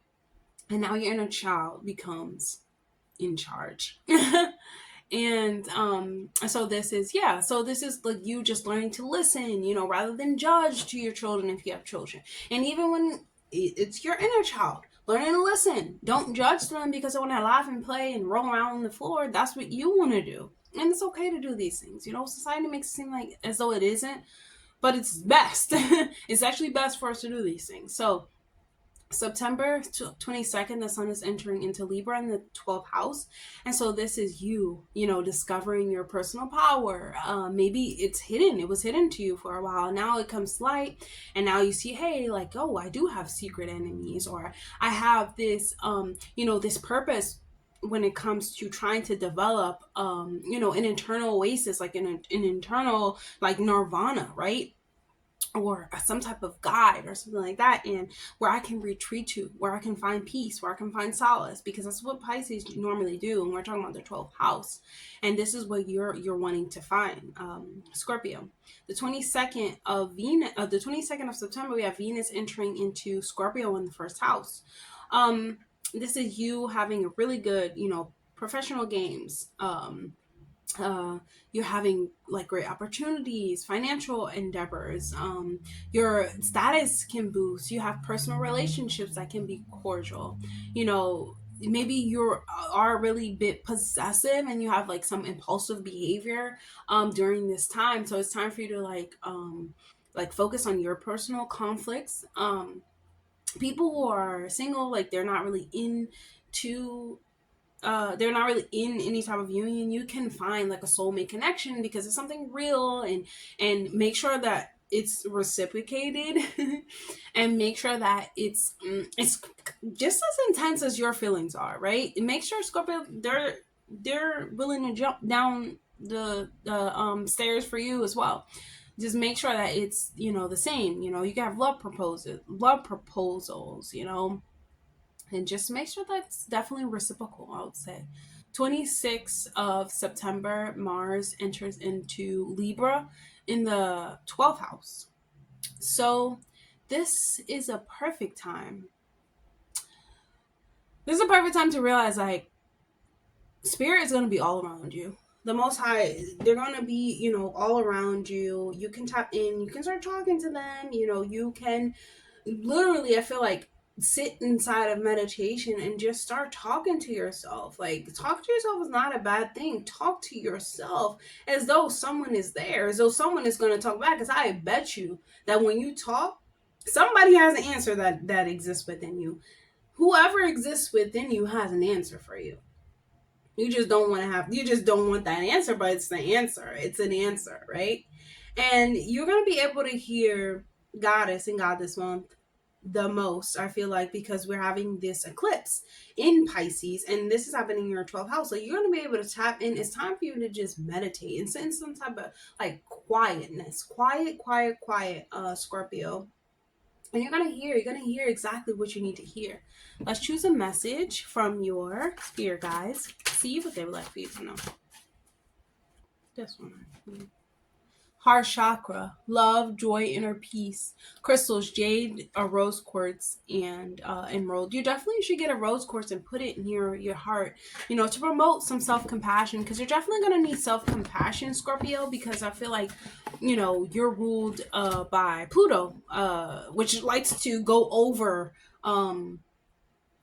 certain painful situations. I don't have to go over them, but being ruled by Pluto, you will have a lot of, painful situations. And I feel like your heart could be closed, like your heart gets closed off. But I feel like it's time for you to open up your heart, because first of all, that's how spirit wants to connect with you, through your heart, because it's your truest desire. It, excuse me. It's what you truly, truly want. So spirit's not going to let you get away from that. That is why it connects to your heart spirit. Right? And there's where you'll find a peace and a joy, and you'll find answers for what you're looking for, Scorpio. And I feel like this month is going to be extremely pivotal for you, and you should look forward to it. So that's all I have for you, Scorpio. I hope that was helpful. Definitely like, comment, subscribe, please, and I'll see you guys in the next video. Bye, Scorpio. Hey, Sagittarius. So Sagittarius, on September 1st, you have Uranus turning retrograde into Taurus in the 6th house. So the 6th house is about, our daily routine, daily rituals, our mental health, our physical health, our emotional health, how we service others. And during this time, you can be reflecting on like what compels you to take so much on, or take on more than you actually should, or take on more than you actually physically can, or emotionally or mentally can, but you're taking more on. Like, is it actually feeling like fulfillment? Is it feeling like service? Or is it feeling like self-sacrifice? And those are the type of questions you'll be asking yourselves. Like, every day you have to find a way to incorporate your like story into the whole movie. Like, you have to find a way to work what you need into your schedule. You have to find at least an hour a day to get, or 30 minutes, 45 to an hour to get some time for yourself, and focus on your mental health, your social and all that health. You have to set boundaries and things of that nature. And 6th house is the house of Virgo, so it's a very like self-giving sign.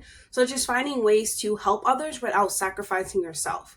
So just finding balance. So on the 1st, we also have retrograde Pluto turning back into Capricorn in your 2nd house. And so this is a time where you might feel a little bit of clarity about your spending habits, about your behaviors, even about the way that you spend money, the way that you build foundation, the way that you make income from yourself, the way that you feel about yourself. Your self-worth becomes into questions, and you start asking yourself, like, what are the habits that are holding you back? See, Pluto wants to like get rid of what it stops you from transforming into the next character, to the next version of yourself, in the most like horrible way, right?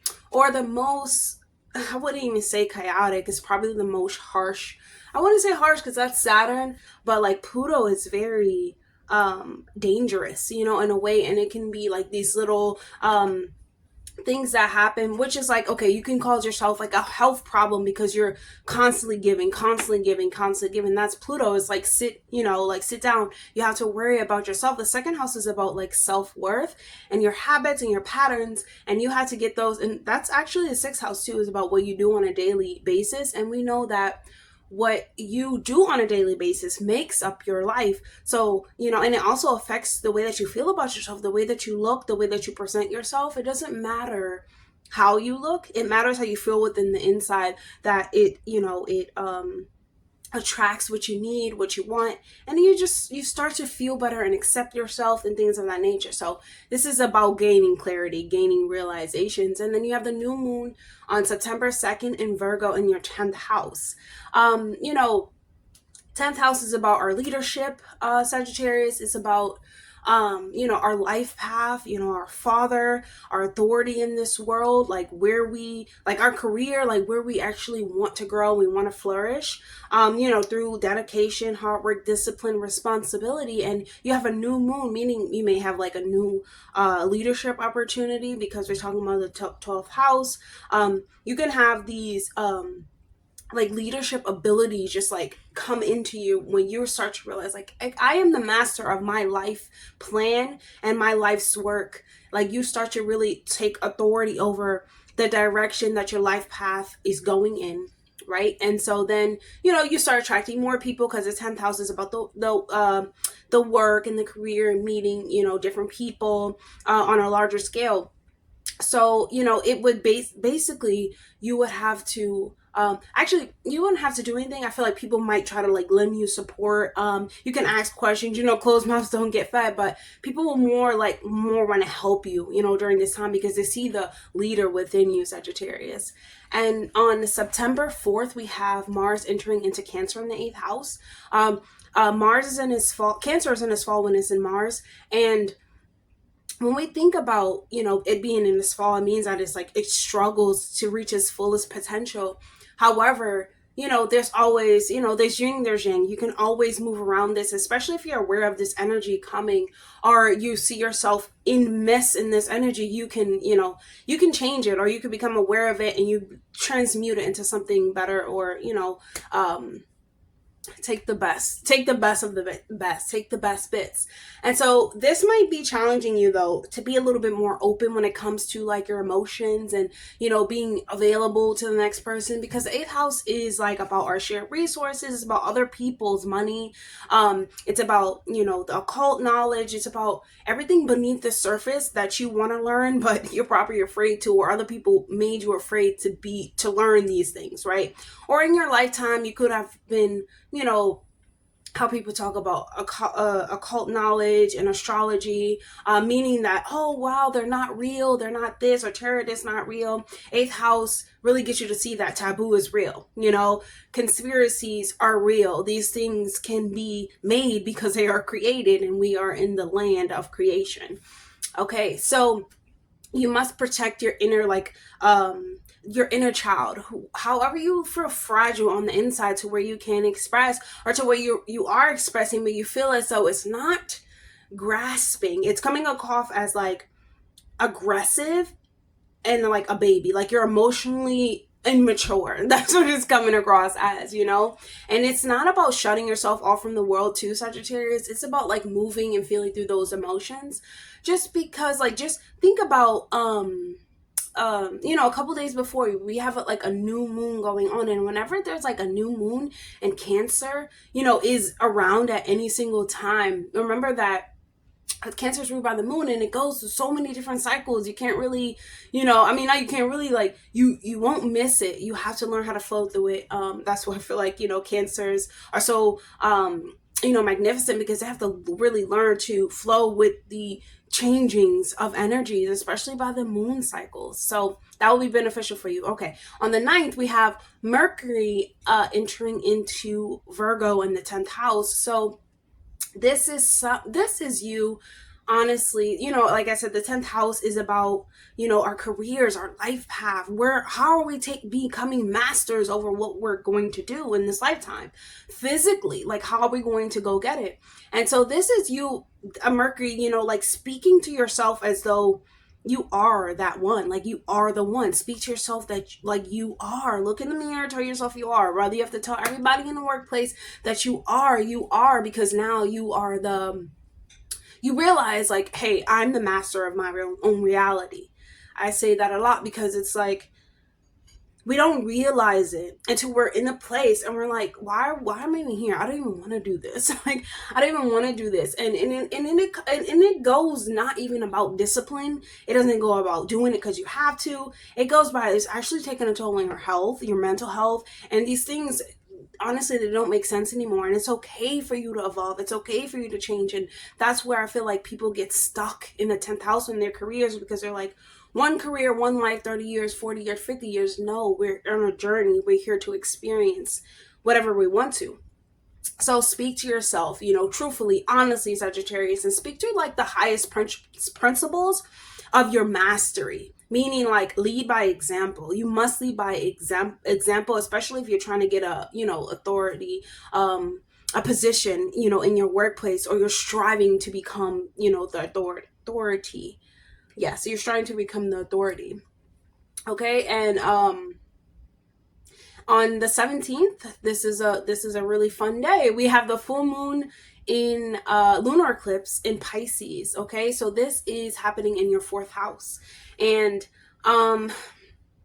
this year it's going to be really big for you, Sagittarius, because you're going to have a lot of concerns involving your family members, your mother, where you live, where you want to live, your deep emotional. The 4th house is where we develop our deep emotional bond, to where we don't forget how we ever felt, or we don't forget when we first received these emotions and these, deep heartbreaks and all this stuff when we're in childhood, when we were responded to first, when we first had an emotional response. We don't forget these things. These things are, in our codes. And so for you, Sagittarius, this is going to be a time for you to, like, you want emotional satisfaction, right? And you want, all of these things, but however, we know Pisces is the most spiritual sign, so it comes with having to step back a little bit, retreat, and start. I wouldn't say thinking so much, but start going inward. Okay, don't think, Sagittarius, but go inward to figure out, to find out. When people say go find yourself, they really mean first step. Sunlight, eat the right foods for your body. Like, it all goes to your genetic makeup, and we are alike. All of us are alike in some way, but everyone is different. And we have to master our own life and our own reality to figure out what our body wants, what our body needs. And that's what Pisces and Neptune and Jupiter, they all really try to teach you, the bigger way of life. Go to the bigger way of life, because we've been playing small. And so on the 22nd, and any like secrets that are hiding or anything like that, because it might come up, because it comes sometimes with full moons, because it's like completion, closing, and secrets might come to light. Anything that has been hiding, you will soon know, Sagittarius. On the 2nd of September, we have the sun moving into Libra in the 11th house, and the 11th house is about your dreams, goal, wishes. And so you could discover, like, your personal power by finding someone who shares your ideas, or friendships, groups that share your ideas, even on the internet, honestly, like, even by being social, because we're talking about Libra in the 11th house, by being social, by being who you are, by showing up as the sun, which meaning, like, drop the ego, but go into that. The sun is our life force, life essence. It is the core of who we truly are. And going into that and start speaking about what your goals and dreams are, you can find more like resonance with the internet, honestly, I would say, because you're talking about the 11th house, or it can be in a large like crowd of people. We're talking about Aquarius, where it's a lot of friends, a lot of networking, a lot of community and things of that nature. And this can be a time where maybe you need, or maybe you want to go out and play and like just, see people and gain confidence by finding people and finding like goals that like are about saving humanity, right? About saving humanity, about actually improving the world and changing the world. I feel like you have this large and this larger life attitude. Sagittarius has a larger life attitude, but they can also have a larger than life imagination and actually physically put it into the spiritual realm, especially with the help of others who have the same like-minded idea. Okay, and then we have Venus entering into Scorpio in the 12th house, and that's the 22nd of September. So let's just say Venus actually governs over your 6th house, Sagittarius, and that's about your dead diseases, like I said, the mental and spiritual bodies, and in all of the bodies that have to do with your health. This here, like when it's in the 12th house, Venus in Scorpio in the 12th house. Scorpio is another water sign to Pisces, which rules over the 12th house. And this could be about like your personal relationships having really heightened intimacy, really heightened, like we're going deep, we're diving deep into every type of frequency we can, meaning like sexual, when it comes to food, when it comes to the dream world, when it comes to any way that you can connect with divine. This is what you're trying to really get into in the most like gradual, like a graceful way possible. Like you're trying to find out, okay, if I have all of these like passions, and I have this partner, and I have this, and I have this, and it just feels like, okay, we're on this one level. How can I get to the next level? And that will go with the 12th house, which is going inward. And Venus is Venus is a sign of like attraction. Like you're able to attract like what you actually need. And law of attraction is real in some cases. However, what I'm like, I think you guys know what I'm saying, right? It's like you can attract a lot in the 12th house, especially because you sit by yourself in if you do, in silence, talking to your higher self, talking to your ancestors. You start opening and decoding locks within your own vessel, and it makes it easier to attract what you actually want. So when it comes to the heightened feelings of intimacy and emotion, try to be in tune with them and not push them onto the partner, or have them push it onto you. Kind of sit with yourself and you'll be good. So Mercury enters Libra in the 11th house on the 26th of September. So the 11th house is about friends. You're talking about Libra, so you could be making friends. You could be have new friendships like there for you, like on the horizon or something like that. And there could be people that you bond with specifically, like on the soul level. 11th house is about soul family, and then you feel as though like there's justice now. People, they understand you now, Sagittarius. It's like, I have this bigger than life, all these ideas, and no one understands me, but maybe one person will. Maybe there will be a soul connection that will, and it might not, last for ever or anything like that, but the feeling of you feeling like you were neglected by your ideas, by your wants, your needs, your goals, your wishes, Sagittarius, comes to an end where you find connection with that part of yourself. Because if it's a part of yourself that feels like it should go, do, be here, there is a part of you that is longing for something else, and that's up to you to figure out, Sagittarius. Choose a message from your from your spirit guide, Sagittarius, and see what they would like for you to know. We have Capricorn, the goat, and I feel like this has to do a lot with your life path, like your responsibility to your own life's mission, your responsibility to your own purpose. Like, you are not going to be able to miss it, Sagittarius. You're going to have to work hard for it. Yeah, but guess what? You're the GOAT. Like, you're the only one that can master it. Like, you're the master. That's why I always say master, because people feel as though, like, if I want to be a comedian, right? Everybody else is a comedian. I shouldn't be, I'm not going to say that. I'm not going to put these words in myself, but everyone feels like they're unable to do something because someone else is doing something. And that is not true. We're all different.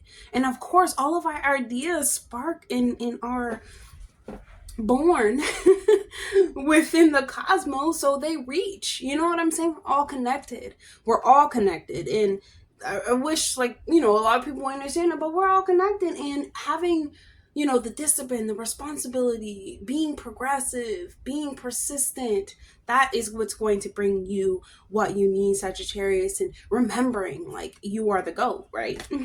So that's all I have for you, Sagittarius. I hope that was helpful. Definitely like, comment, subscribe. You have a great month ahead of you. Definitely focus on inner work. So I'll see you guys on the next video. Bye. Hey Capricorn. Capricorn, so September 1st, we have Uranus turning retrograde in Taurus in your fifth house. The fifth house has to do with, playing, it has to do with overindulgence. It has to do with children, it has to do with creative abilities, talents, fun, movies, and all that fun stuff, right? And here, it going right, well, Uranus going retrograde. Uranus is a planet that of like on, unexpectedness, change, rapid revelations and revolutions and things of that nature. And it being this happening in your fifth house, it going retrograde, you could be tuning into like um my heart, my head, like which one do I actually want? Because the fifth house is ruled by the heart.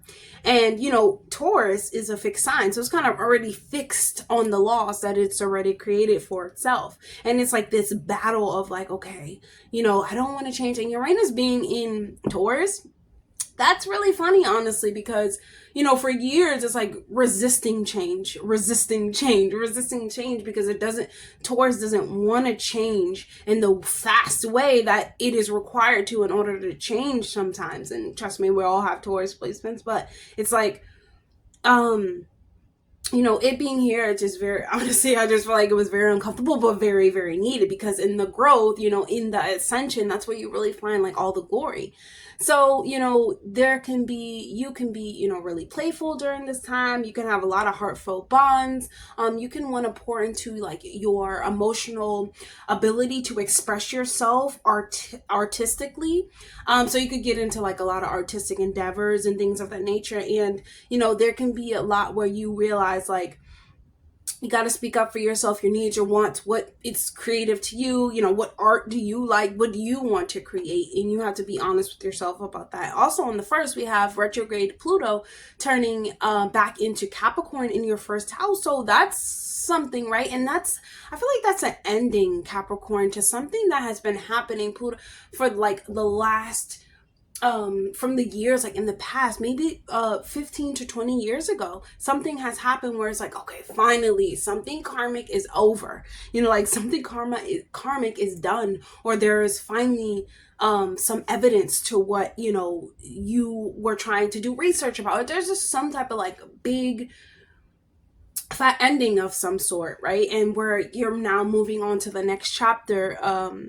Capricorn, I feel like that's a lot to do with like family and things of that nature, and like your partnerships and your career. Like a lot has changed to where you probably want different things now, and so it's time for you to really adjust like your psychological nature, especially when it comes to like how you portray yourself and the way that you assure yourself that you're doing the right thing and that you're going in the right direction, that you are everything that you want to be. It's time for you to like really start looking at how you're thinking about those things, because Pluto in the first house is not easy. If you have Pluto in the first house, you're the best, right? And it's kind of like having Scorpio rising, but actually Pluto in the first house, where you gotta take a hard look at yourself before you try to judge other people and talk about what other people are doing, because it will be shown right back to you. We're talking about someone who could have experienced a lot of sexual traumas, people who are interested in intimacy and sex, but not in the best way. Sometimes, okay, it all depends on your chart, but Pluto being in Capricorn can be I think it's very, very, very transformative, because Pluto and Saturn, yeah, no. So we have the new moon. Well, honestly, I would say like Pluto and Saturn. Well, actually, Saturn and Mars, they seem like enemies to me, but Pluto and Saturn, I feel like they could work well. Like they could work well. Like they could actually end some karma, right? They can end karma, because, Saturn is a planet of karma, and Pluto is a planet of transformation. Transform that karma, transmutation, right? And so then we have the new moon in Virgo in your ninth house on the 2nd. And so that just tells us like, okay, maybe you want to learn something new, because the ninth house is about learning something new, taking a class or going on some type of like education endeavor. And so maybe you would like to go somewhere. Ninth house has to do with traveling. So maybe you're going to learn through your travel, learning online by publishing something, or maybe even from like a teacher. maybe even from a father, or some type of you know, avenue. But definitely start exploring, because there's something out there for you to learn with this new moon in Virgo that's very beneficial for you and for your higher learning. So for your higher minds. So then we have September 4th, we have Mars entering Cancer in the 7th house. And so this is something, Capricorn, as I said, there is like, you know, like I said, Pluto being in the 12th house for the last like 20 years or however long it was. Like it was what was it? It was between like 15 to 25 years, I believe. But now, you know, Pluto is in Aquarius, but returning back, meaning there's definitely an ending for you, Capricorn. And, you know, 7th house has to do with your relationship. So I do feel like you're going to start seeing like, okay, this is not even worth it. Like these type of unions that I'm in, it's not worth it. I'm not getting anything. Like, you know, I'm left hurt. I don't really have any type of, you know, true passion when it comes to these, you know, unions. It's not really like uniting. It's not uniting for me. Like I need more, you know, and I need more. The reason why we feel like we need more is because we need to become more. And that's what is going on for you, Capricorn. And I feel like this is great because it's finally like an ending to something where you can burst out and be more, and you became more over, you know, all of this time. But it's like something, when you transform into something else, it's like you would have never even thought that you could have been what you are. That's what's happening for you, Capricorn. So I'm really excited about that for you.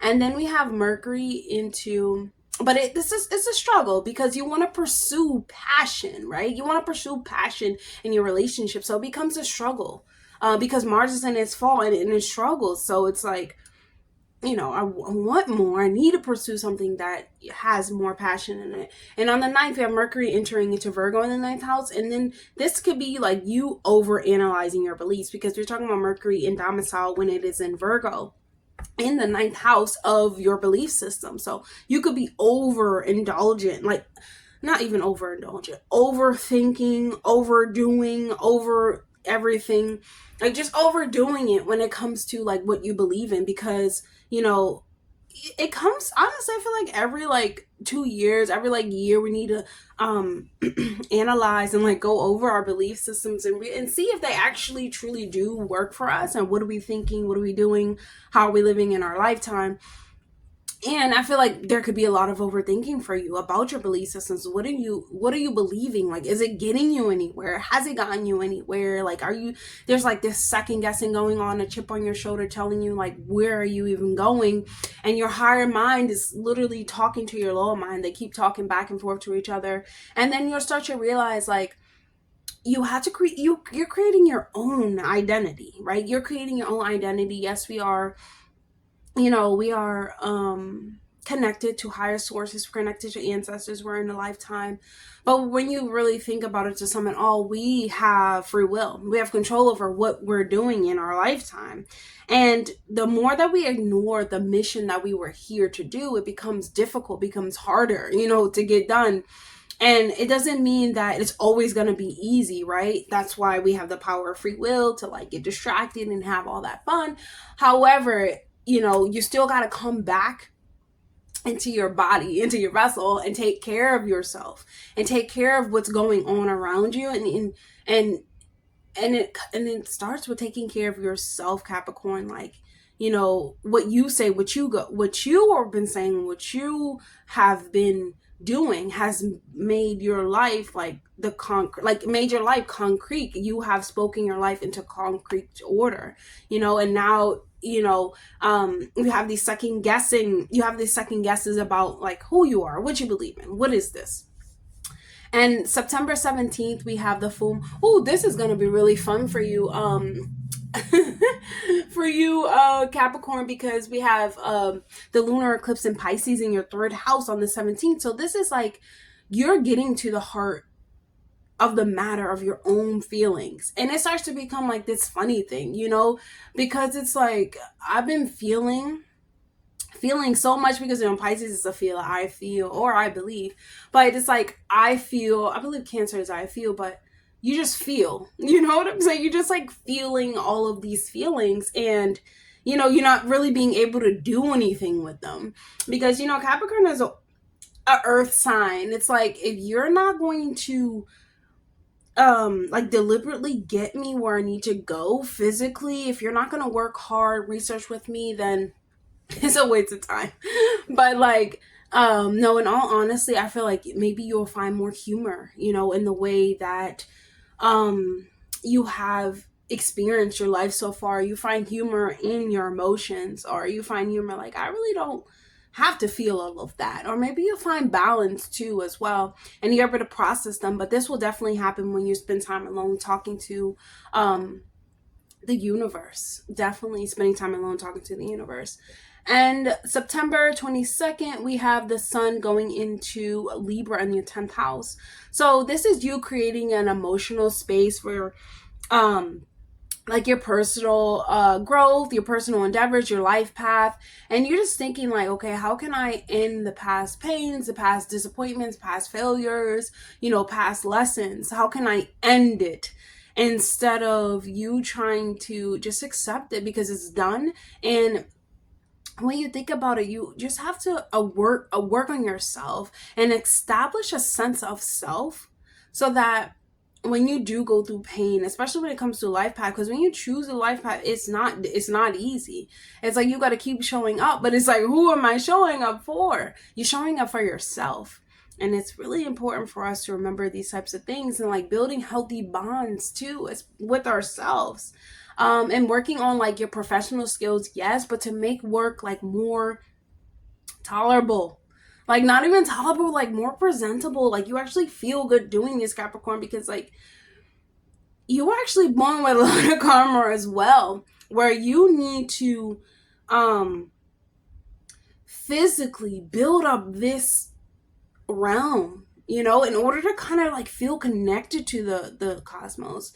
And that's what I feel like, everybody has their own, certain mission, but some people, I love astrologers, but some people are like, some people are like natural thieves, natural, like people who know how to shoot really well, natural healers, natural medicine women. Like these things come naturally to them, to where when they start channeling and really moving into the light of what it is that they, have access to, it becomes stronger. You know what I'm saying? Like it becomes so much stronger, Capricorn. So definitely you're gonna be working on that when it comes to that, when it comes to you talking to God or goddess. And then we have Venus entering into Scorpio in the 11th house. So this is your personal relationships. This is happening on your the 22nd of September. So this is about like your relationships. This 11th house is about not your relationships, but your companions, your unionships, your mates. And this is like, it could be a bit intense, because you're talking about Scorpio is very, very intense, where you maybe find attraction to a friend in your friend circle. You could start developing feelings for someone, or for someone that is surrounded, or not someone that's surrounded, but someone in the community, someone that you are friends with. Even it could be like you just meet them or something like that, and you definitely have the ability to like enhance your financial endeavors and things of that nature, because you have but because by putting in effort, you can increase your income. Because when you connect up to other people and they have the same vision, 11th house is having the same vision, the same goal, which is why you start to like people, right? It like pushes you forward. It raises your vibration in the way that you need it to bring you the opportunities that you needed to. And then on the 26th of September, we have Mercury entering into Libra in the 10th house. And so this is, this can be helping you like feel really strong when it comes to tackling like, your life decisions, your life path. It can be, you making really important decisions about your life and about the directions that you're going in. So, there's not really any emotional baggage I feel like comes with this. This is more like the mind, because we're talking about Libra. This is more like the mind. And so, like, don't let emotions cloud your judgment, because you're thinking straight. You know what I'm saying? You're thinking clearly when it comes to making decisions about your life path. Is your life path. And try to use your heart and your soul when it comes to making decisions, and definitely use your intuition when it comes to making decisions later in the month, Capricorn. So let's choose a message from your spirit guides, Capricorn, and see what they would like for you to know right now. Oh my goodness, like, Capricorn, seriously, like, you seriously are the GOAT. This month is going to be so great for you. This month's going to be so great for you. I see. Capricorn, I definitely think that you guys need to say an affirmation where you say, I see. I see this in my life. I see that home I want in front of me. I see myself walking into it. And you can even use your like visual, because you guys are visionaries. So use your visual to start seeing yourself in places that you want to be. So using your imagination, using, honestly, the way that you feel. I would say use your emotions, but use them in a thoughtful way. Use them in a disciplined way. Like, yes, we have to feel. That's kind of how we make up our life. But there are times to be serious, and especially be serious because, Capricorn, you are the GOAT. And you need to get, like, your life's direction wants to go in the way that you want it to go. And so you can't let others tell you, you tell them no, and you tell them, this is what I want and this is what I'm going to get. If you can't give this from me, thank you, get out of the way. And that's how you have to be, Capricorn. And it's not something nasty or disrespectful, because Capricorn is not nasty or disrespectful, but very straightforward and very, to the point, where it can definitely hurt your feelings. But sometimes you have to do that, especially when you become master over your own craft, Capricorn, and that's what you're trying to do. You're trying to become master over yourself, your craft. You can't let anyone tell you to stop doing what you're doing, or that you aren't the GOAT, or that you aren't something that you know that you are. And that's all that I have for you, Capricorn. I hope that was helpful. Definitely like, comment, subscribe, and I'll see you guys in the next video. Bye, Capricorn. Hey, Aquarius. So, Aquarius, we have September 1st, Uranus turning retrograde into Taurus in your fourth house. So this is you, paving your own way in this part of your life, which is your fourth house, which your emotional, intelligence, you starting to really deal with those traumas, childhood traumas, emotional traumas, and doing, and not doing what's expected of you, but going above and beyond to make sure that how you feel about your past or how you feel about your mother does not affect the direction that you would like to go in, and using forms of like healing, especially when it comes to like your throat chakra, healing emotional wounds, healing your throat chakra by, affirming to yourself, I am the best. I am Aboriginal. I am carbon. I am this. And you start saying these things to yourself, but also when it comes to the emotional side, we're talking about the fourth house. So we should be, writing stuff down. Think about the moon cycles, about, you have the new moon, the gibbous, and all of those moons. During those moons, they all have meanings. You know what I'm saying? New moon is a new start. Then you go to the next one. Then you go to the crescent. And so there's like this, every cycle has an ending or has a releasing and a cleansing, and we need to get in contact with those when it comes to our emotional wounds and start tapping into those, so you can start sealing up those wounds, because they're no longer, childhood wounds are there, but like what use, do they do with us when they hold us back, right?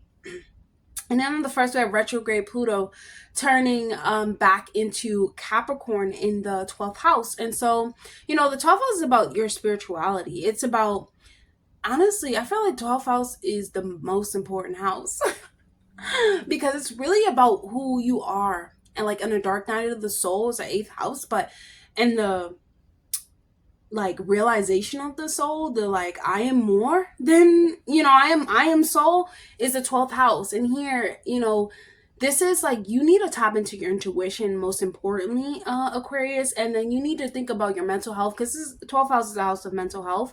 And you need to start exploring parts of yourself. This is a house about exploring parts of yourself, to get a sense of yourself and to get a sense of your dreams, your wants, all of these things. But these things can come from dreams. They can come from astrology. They can come from video. They can come from a hospital. They can come from any type of confinement. They can come from a situation in your life, an addiction, where you have these like certain realizations and you're like, oh, this is my sense of self, right?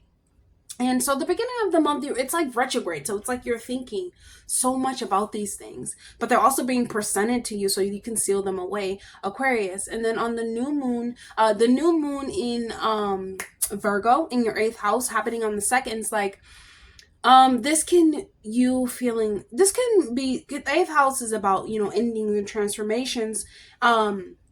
Also, it's about, what's underneath the surface. So people really aren't going to be opening their hearts to you during this time, because they can't, like, they don't know if you're going to stay. Like, they don't know if you're going to stick around the way that, they would. It's kind of like a new opportunity where it's, maybe the 8th house is also about other people and like other people's money. So it's like, maybe they feel like they can't trust you the way that that you can rely on them, or vice versa. And this is like a new start to finally get that in order. Like, put all the secrets on the table, bring everything to light.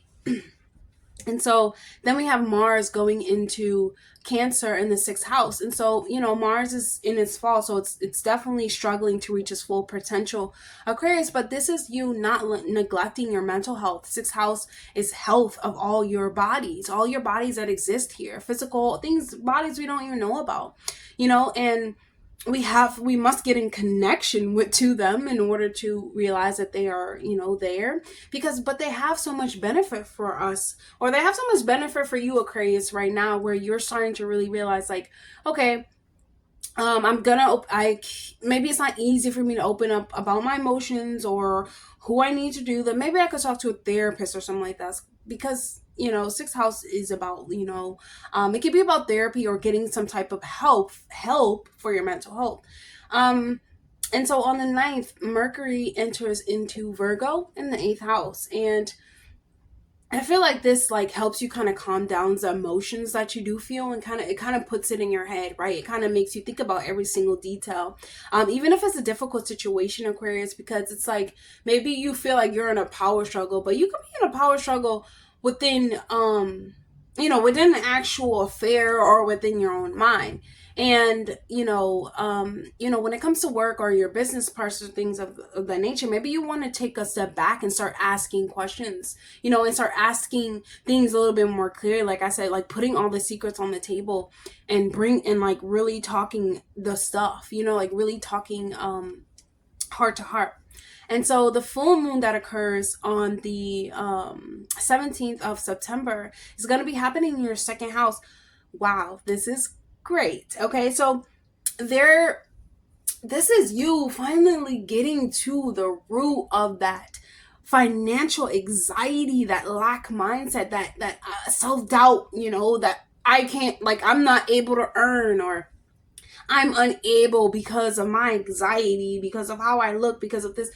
That is like, you're getting to the end of that now. And I'm really happy. I'm so happy for you, Aquarius, because like anxiety, self-doubt, all those low vibrational words, but all those low vibrational English words like anxiety and depression and this and dis-ease, and all these words are just there. They're just mentioned. You can say so many words, black, blue, whatever. However, they're described in one thing. These are low vibrational energies that you're operating from, and that you're okay with operating from at the time, because you lack and you're in lack. So Aquarius, when it comes to this, I feel like this is so great for you, because this can open up so many financial opportunities, self-worth opportunities, even like materialistic opportunities and resources up to you when you start realizing and you start letting go of those wounds. You start really getting to the deep and depth of it. And I feel like you may have to talk to God. You may have to talk to Goddess about these things, because these things are buried deep within you. The 2nd house is Taurus. So it's like it's fixed upon you. It's like it's foundation. Like the anxiety is the first thing that you do when you know it comes to like, hey, how can I make money, or can I actually do it? Like that self-doubt comes in first. And those are the things that, you know, the Pisces you know, lunar eclipse, I feel like it's partial, but it will get rid of these things, and it opens up so many different things because you're worthy, Aquarius. You know, you're worthy of these things. We're born worthy, and society makes us think that we were never born worthy, and that we should look and think and do and act how others act, or how it is okay to act. I don't even know, because it never made sense to me. But 22nd of September, we have the sun entering into Libra in the 9th house. So this can be you feeling like, okay, maybe like your relationship, because we're talking about Libra, so maybe your relationship may not, you know, be as happy, or you may not be as happy, or you may not be like as confided in your partner, as content with your partner, because maybe you have these like higher ideas that you feel like they cannot reach. Why are they not understanding? And it's like you attracted all of these grand ideas, and I feel like that's, you know, from the middle of the month when you start to talk to, you know, you start to get these like downloads, and you feel like they're not catching up as they should. Like they're not on the same level as they should. But once again, you have to, you know what I'm saying? There's this, there, you have to let people operate how they operate in order for them to operate. In order for them to operate, like eventually how you need them to operate, like you have to allow them to be themselves, and to invite information in how they will, if you want to be with them. If you don't want to be with them, then, you know, it's up to you to make those decisions and things of that nature. But it takes time for people to come to realizations about things that you realize, because they're not you, and they do, you know, share a brain. However, it's still not the same perceived vision as you have thought out in your head. And so on the Mercury going into Libra on the 26th of September in your 9th house. So this can be you. This is really good. Like I feel like you can learn a different language. You can learn a lot about, you know, different cultures. Maybe you can learn different countries or different states or something like that where you want to visit. And, you know, 9th house is about higher learning. So you learn something, Howard. It's like you're being favored by like you feel like you're being favored by the divine, by being able to, you know, collect all of this newfounded like information. And, you know, remember that education is life. Life is the teacher. And that, you know, if you feel stuck wherever you are, feel you can't learn, can't move on, life is, you know, life is the teacher. Stay present and be in stillness. So let's choose a message from your, that was so fast, spirit guides. So what do we have? We have the sacral chakra, your pleasure, your sexuality, and your well-being. I feel like you have to focus on your sacral chakra when it comes to anything, Aquarius. Don't give it away, because you're giving it away to this partner. You say maybe you're not sure if you're giving it away to these people, or not even these people, but whoever you're comfortable with, and and you're still receiving from them, Aquarius. And we want to make sure that when you're unsure and you don't know who you are and you're searching and you're not comfortable, you know, with who you are, we want to make sure that we keep our energy to ourselves so that we can figure out what's not right and what we need to get right. And you know, we should expect, or we would hope that our you know, partners or whoever is around us, that they would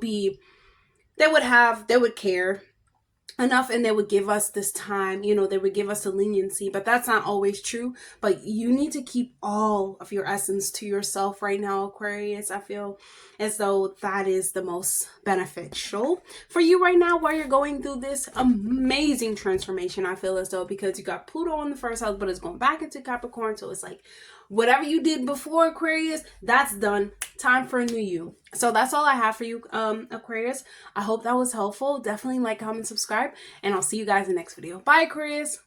Hi, Pisces. So Pisces, finally I get to Pisces.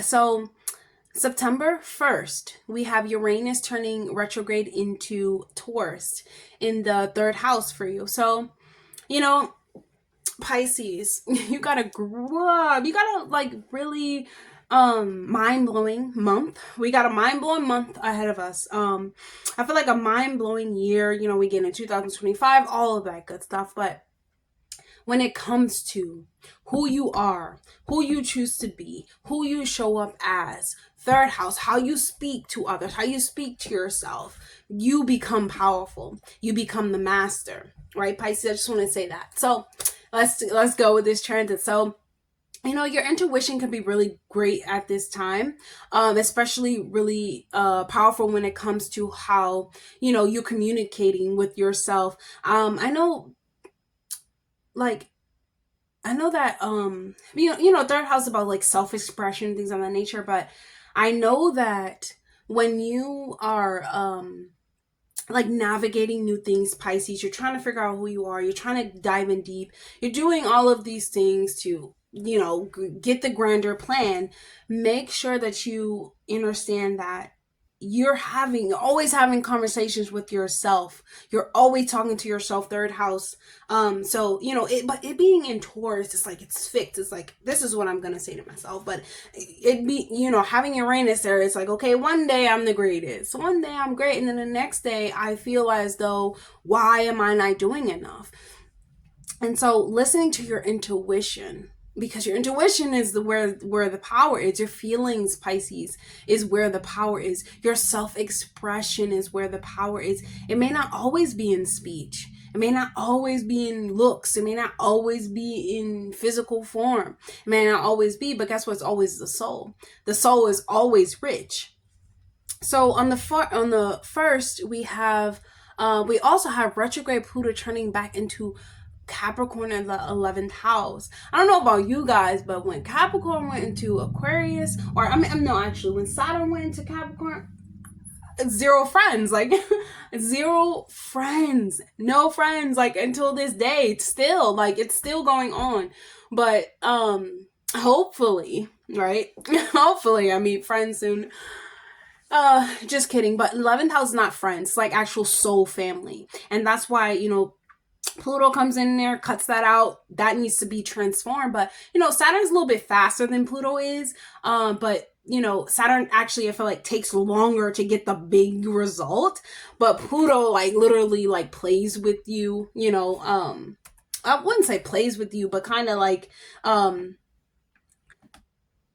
something will happen and then something will happen. Something it goes up and down because it takes so long.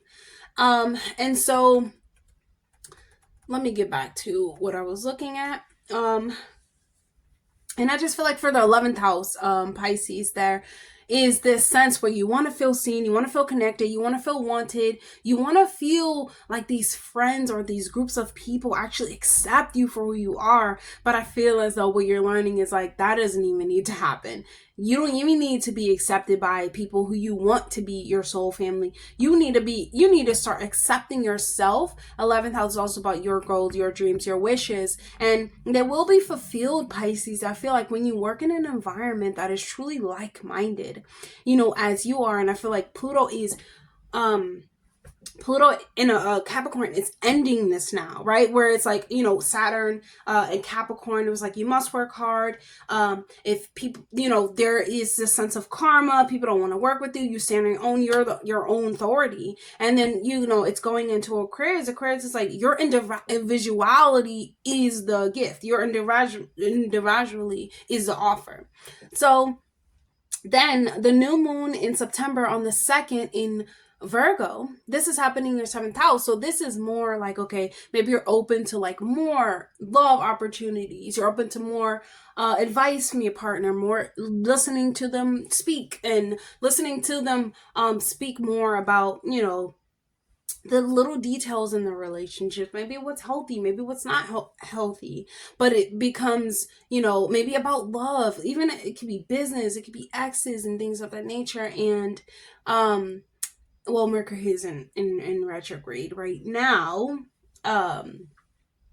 in August, and Goodness. Yeah, so exes could have came back for you, Pisces, and things of that nature, wanting to talk to you, but your partner really wants to figure out how they can forge a healthy relationship with you, or you vice versa. Like, there's a lot of conversation that comes with the union that you're in. If you're not in a union, you're having these conversations with yourself. What do I actually want? And Pisces, you have to be what you want.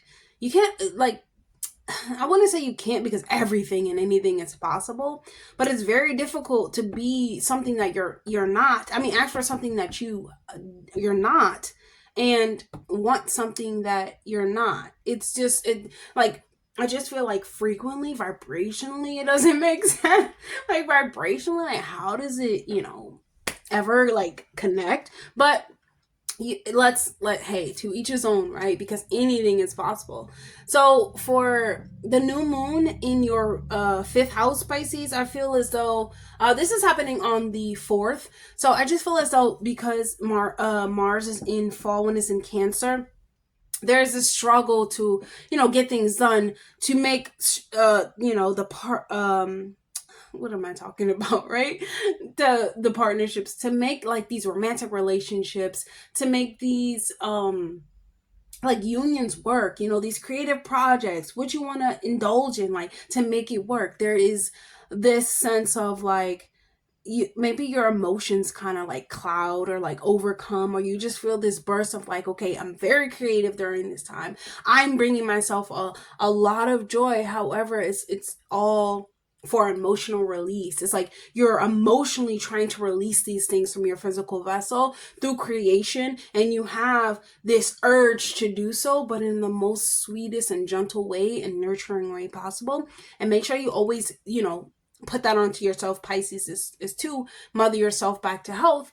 And this can, you be feeling, maybe you're overprotective over a child too during this time, and you're overprotective over your home. You know what I'm saying? You're overprotective how you care for your home.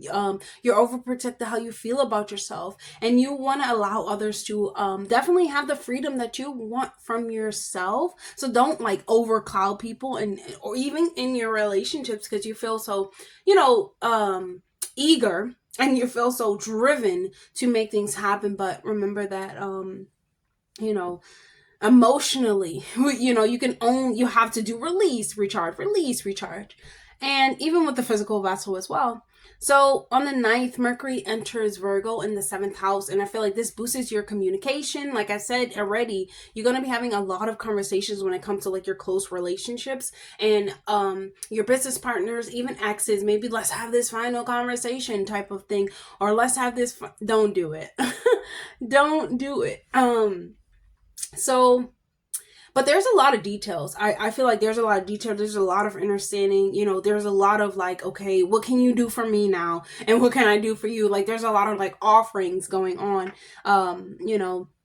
But definitely don't hesitate, to tell them you love them if you actually love them, and tell them what they mean to you. Like, be honest. Instead of just saying, I love you so much, like, be honest. Like, what do you love that person for? Like, you love them, but when they do this, da da da da, like, okay, is it a part of their character? Like, actually getting down to what is actually happening. And that's what the conversation that you want to be into. Like, you want to get involved into. In 7th house, too, is about charity and things of that nature. 6th house is about that too. But, like, just how can you give? You know what I'm saying? Because 7 hours is about giving. It's about other people. How they love you, how you love them, and like how can you express that type of thing with a service? You know what I'm saying? With something that, like, how can I provide this in a service? How can I provide this to get a promotion or something like that, right? Promoting something, marketing something. And then on the 17th, this is really important for you, Pisces, right? This is so important for you, Pisces. Very, very, very, very important. I don't even know how to say it in Spanish, but very important, right? And then we have the full moon on the 17th in Pisces. That's what's important. 17 and full moon in Pisces in your first house. And this is a lunar eclipse. This is a partial lunar eclipse, but it's a lunar eclipse. This is going to play a large part in your identity. And especially with the, I believe we had a Saturn and Jupiter square. Anytime Jupiter or Neptune is moving, you're being affected by this, Pisces. And I feel as though, with Saturn, being in retrograde in your first house, and then you having this full moon in your first house, there is this completion of your identity, some type of crisis, and some type of just, type of character that you have held on to that has never done good for you, that was based off of the aspects or teachings of others, that has never done good for you. It could have at one point, but it has not done good for for many years, probably your whole life, Pisces, some. And it's like, now it's like, I'm done. Like, I'm so done with that now I know who I am. I know what I need, and I don't feel ashamed for it. Like, I don't like it. That's the thing for like Pisces. Okay, if I want to like sleep all day, I'm gonna sleep all day. But Pisces, also to be productive too, because Saturn going into retrograde, not gonna let that happen. So what I mean is, though, is like, you don't have to feel sorry for the things that you want to do because other people told you that you can't do it. They couldn't do it, and that's why they told you that you couldn't do it. And you really start to see these things, Pisces. Like, you start to see these things about themselves. Like, you start to think, okay, what have I been saying to myself that has kept me saying these stories? And the thing about that's so like trippy, I feel like, with this reality, is like, people really like talk about, but they don't really get into. When you are speaking your life and people are telling you things, even from childhood, and what I mean by this is like, okay, don't touch that, that's hot. Okay, you didn't learn that it was hot for yourself, it's just hot.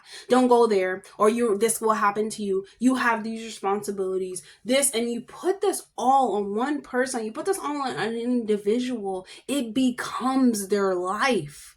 And it is only up to you. You can only get to a certain level of maturity within the mind to realize, like, wait, I've been living for others. I've been doing all these things for others to make them proud, And then Pisces, that's the thing. Pisces starts to like feel bad, feel guilt, especially with Saturn in first house, fear, guilt, anxiety about the things that you want out of life.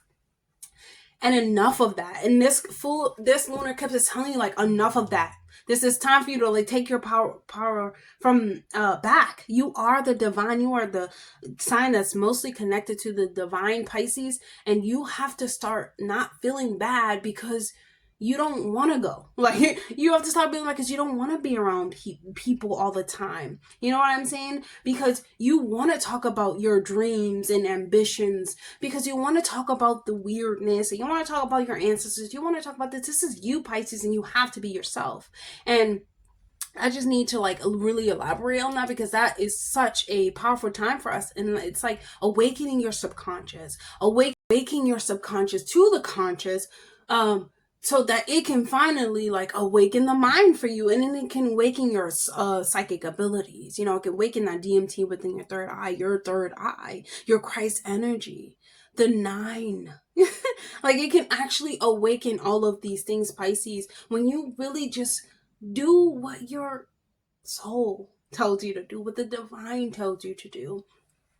And it's very unique, and I will say that, right? And so this is like, also, it can be like, your spiritual awakenings, what drives your soul, your spiritual instincts, listening to those spiritual instincts, Pisces. And on the 22nd of September, we have the sun going into Libra in the 8th house. And so this is a placement where it's like you have these like harsh words, right? You have these words, you have this like this thing when it comes to like your romantic life. Like I said, you're now starting to see how people have taken your voice, and you're like, no. You start to really see like you are in charge of your life. You have been in charge of all of this. And it just becomes like, maybe it just comes directed towards your partner. Maybe it just comes directed and let out, and lashed out because of who's in front of you. Pisces, once again, work on your emotional writing, your emotional art, how you express yourself, speaking, however, in order to release these emotions, because in all reality, it's your fault. Like, it's your fault, but not in a fault. It's like your lessons, your life, your life. And it's definitely not funny. It is definitely not funny because of the things that do happen to a lot of Pisces risings, and definitely depends on your chart and things of that nature.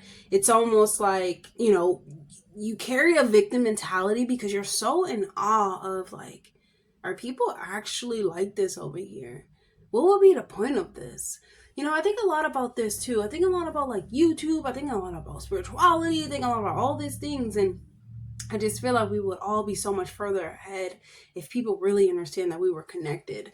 If people really understand that you're living a life but you're just living, you have a whole different makeup, you got a whole different family, you got a whole different mission, and it might be the same like mission for everyone, but there's different ways to get there. And and it just comes like this victim mentality for the Pisces, and I feel like you are start to let these things go with this partial full moon, because you have to, because you're the one that's keeping it going. You're the one that's allowing what others say to actually be. And no more, Pisces, no more.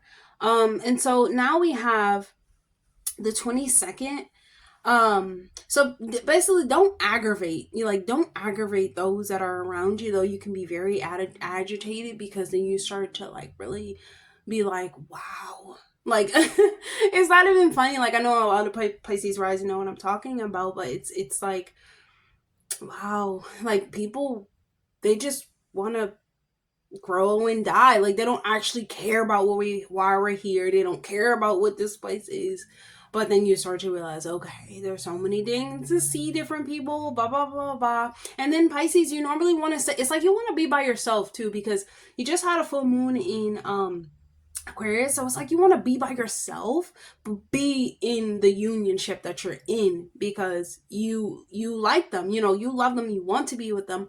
However, it's like this sense of, I gotta get my mind together. I gotta figure out what I like, and I know what I like, and I'm gonna do what I like, and I'm gonna do what's best for me to see how far I can go where I'm doing it, and nobody's telling me that I'm doing it. And I feel like that's the like gist of what's going on August, September, and October for you, because this October we're gonna have a solar eclipse in Libra. Has to do a lot about relationships, which would be in your 8th house. So Pisces, it's time for you to really start analyzing yourself, and let's not analyze yourself. Analyze your unions and analyze your habits. Analyze the things that you say, your monthly dialogue, honestly your daily dialogue, because it changes so much, right, Pisces? It's like, I'm blue, no, I'm red, but I thought I was yellow, I gotta be purple.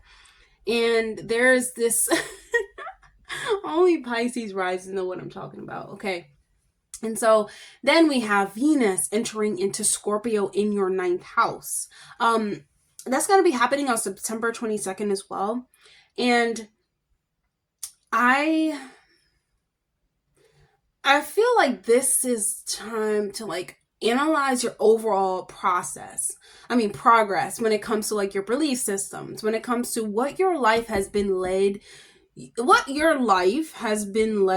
you to believe, or what you have been leading yourself to believe and making up your life. Like, these things sound complex and they sound like it's something, but then it's not really.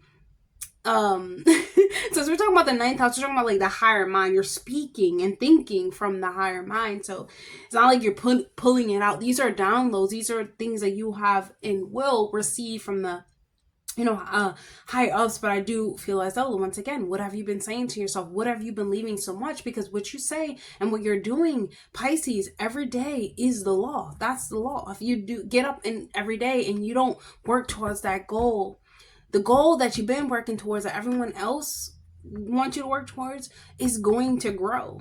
It's going to get more, it's going to have more static going on to it. Or what is that?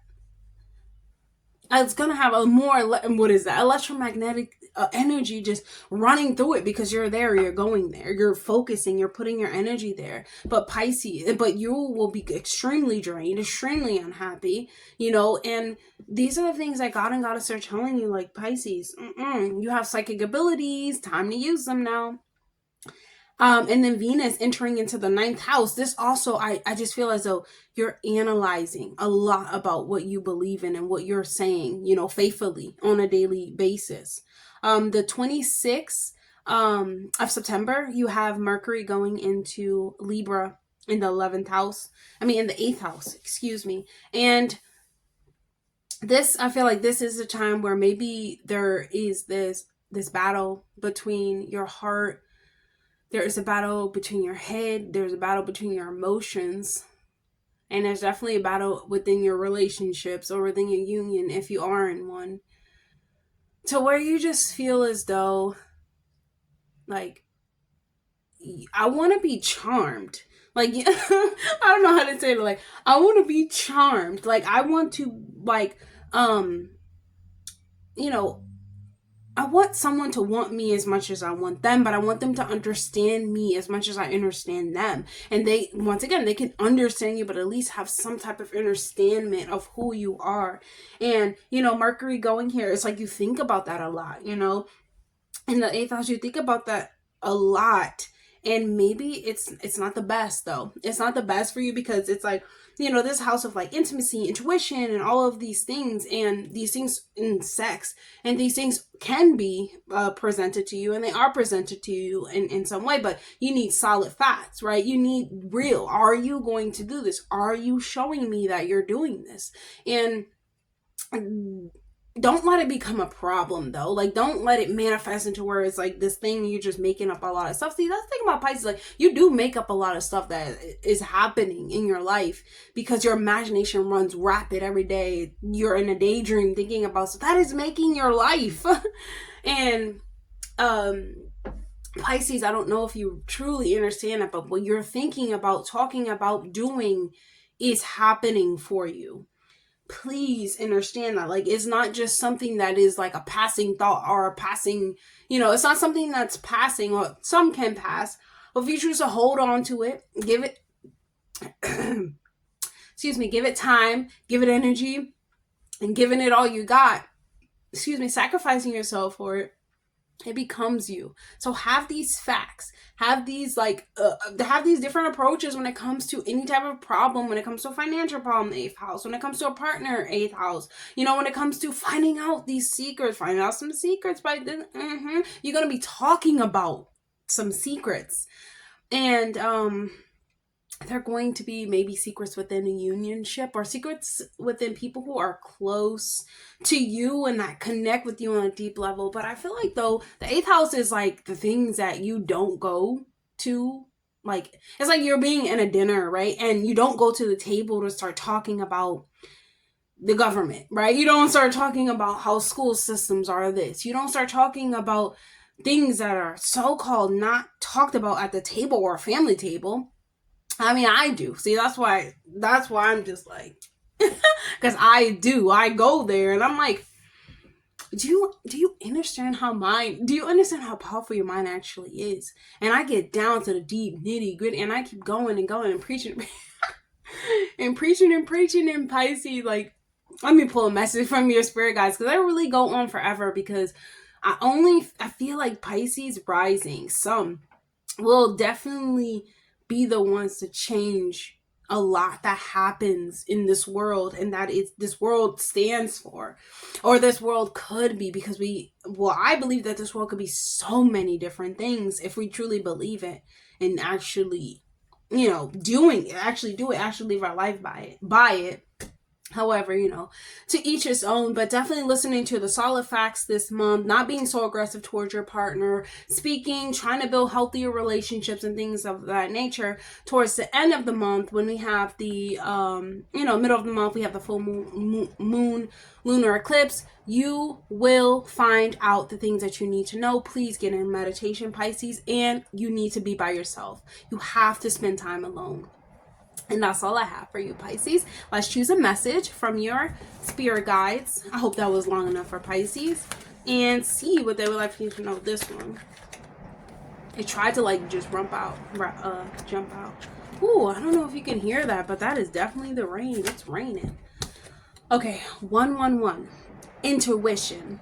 Your intuition is always here to guide you. Intuition is so strong, Pisces. This is probably the most like powerful card for you, because that's the thing about Pisces. That's why I like how the two fishes are, because they say it's like emotional. I mean, they say it's like present and in spirituality, meaning that yes, it is, but it's also like, I know, I just gotta do. I don't want to do, but I have to. I don't know, but it goes back and forth, because once again, our intuition is so freaking strong that sometimes we're like, who's that? Who's that? Because there's so many people trying to connect with you in the world of the ethers, because they can. They're like, I can talk to Pisces, but it becomes this heaviness, like it becomes this like burden, because nobody really understands that. Nobody really understands you. Nobody cares about your intuition, and your intuition is probably the strongest thing, especially if you're a goddess. It's so strong, and every time that something happens based off your intuition,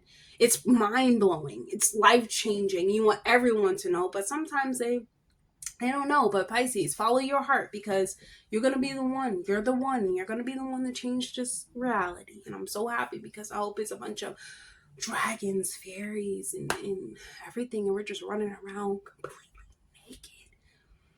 naked.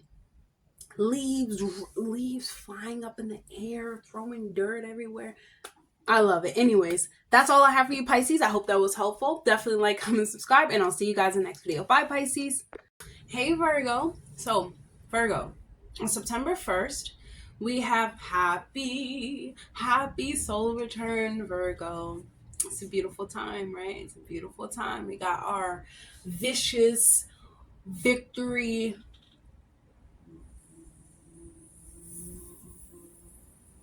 victorious oh my god, Virgos. So Virgo, on the 1st, we have Mercury, we have Uranus turning retrograde into Taurus in your 9th house. So this is about you maybe wanting to create some changes when it comes to the world and how you relate to the world around you, and the experiences that you are having in the world, and the way that, you are believing that this world actually is. And now it's like, you want to inspire to like lay down law, because the 9th house is about the law that you make up. It's about universal law, the law that you are believed in, the law that you are, where your higher teachings come from, and where you apply wisdom. So it's like you want to hold in onto a skill set, when it comes to, maybe you want to get like an advanced degree, because 9th house is about schooling, about traveling as well, and mentorship. So maybe you want to go and get a mentor, that's related to like honing in on some type of skill set. And on the 1st, we also have retrograde Pluto returning back into Capricorn in the 5th house. And so this can be you exploring, what type of commitments are you committing yourself to, and especially behaviors too, because the 5th house can be overindulgent. It can be you I wouldn't say overexcited, because it's funny. I would just say overindulgent. Like you don't know when to stop. You don't know how to stop spending. You don't know how to stop doing this. You don't know how to stop. There is just like no limit. You know what I'm saying? There's no discipline. And here you're gonna bring some discipline to you, because we have Pluto returning back into Capricorn. Okay, Capricorn, the son of Mr. Discipline, and I just feel like these behaviors, might stem from the past, and you might have to visit there in order to like move, like just blast forward into your strongest and most best like creative abilities, right? And so the new moon on September 2nd, it's happening in Virgo in your 1st house. So this is awesome. I feel like you're putting your passion projects forward and front and centered and forward, and you start to being more like clear about it. Like you're clear-eyed about this now. You know what you want, you have clear intentions, and you're willing to get them done, and you're willing to put your best foot forward, and you have this new step to do so, right? And so we also have Mars entering into Cancer on the 4th in your 11th house. And so Mars is in this fall when it's in Cancer, meaning it's uncomfortable. It doesn't want this. It's not it's not going to reach its fullest potential, right? But it's like you feel, maybe you feel a little bit defensive about like your view on the world, even your view on your like own wishes, like your own goals and your own like wish fulfillment, like what brings you fulfillment, you know, like your soul's mission, your soul's like, yeah, like what are you gathering, you know what I'm saying, like what are you gathering for the soul. And you know, the 11th house also do with like technology, it has to do with, you know, the internet and things of that nature. And so it's like being in Cancer can feel, yeah, a little bit challenging in some way, but just trying to not avoid um how you feel, you know, about your goals and wishes, but also not to avoid what others are saying about your goals and wishes, not to be so like closed-minded or even try to force what you believe on another person. um it's not gonna work. It's not gonna work even if you try to get them with like the emotional, you know, people like to emotional like manipulate, and I feel as though you can't really get them with that. Because it's like maybe you just feel like really defensive too, you know, because people like to each his own, they are what they are, and even if you try to force your way on another, maybe you could feel a little bit like defensive when they tell you no. So September 9th, we have Mercury entering into Virgo in the first. And this is about you feeling confident, Virgo. Like you're like, it's my solo return. It's my season. I feel good. I feel vitalized. I feel like my brain is really like pumping. I feel like I look beautiful. All these things about yourself, like your intelligence boosts. Like you're like probably boosting about how intelligent you are, wanting to show off like your intelligence, you know, to the world or whoever comes near you. Hey, do you know about this? I can definitely serve you on that. And like being in this energy of like, I know, I go, I grow. I just made that up, but it's like you're confident, like you have these outstanding capabilities, and you're just feeling like, let me just give them to the world. Let me see what this has to offer me. And you're like, this is a perfect time for you to send out like letters, you know, send out documents, send out emails, you know, essays, articles, applications, love letters. Go tell them that you love them and that you want them in your life. um but you can't force it. Remember this, you cannot force it because other people can't see all the time what you need them to see. And so just do it in a way, or what I say, other people can't see what you want them to see. Be truthful, okay? Be honest with yourself, that's first of all. And be honest with yourself to not really expect anything, Virgo. I just want to say that, don't really expect anything. Just know that you show off your intelligence, because people need that. Is a true currency of this life. It's like energy and wisdom and knowledge. So on the 17th, we have the full moon in Pisces in your 7th house. Wow. Wow. So Virgo, this is the end of some type of union. Some union is the end of it. There's no more that you can, you know, physically give, emotionally give, any type of giving. It's just like maybe just too hurtful of like different type of unions, or it's just too painful, right? And it's just like maybe people just start to like drift out of your life, right? People, excuse me, who no longer serve your highest potential, they just start to like drift out of your way, you know. Maybe you can get divorced, you know, if you're married. And like something else also too is like business partners. So um maybe you guys, maybe you don't agree with everything, and maybe you just got to cut that idea right, you know, right then and there. Be wary though, like when you're in a business partnership with someone, it's important to see their perspective as well. And it's important to take both parties and put it together and compromise. Definitely don't be too forceful, but stand in your ground, stand in what you believe, you know, to be true, Virgo. And then Okay, yes. Then we have the sun entering into Libra in the second house, on the 22nd.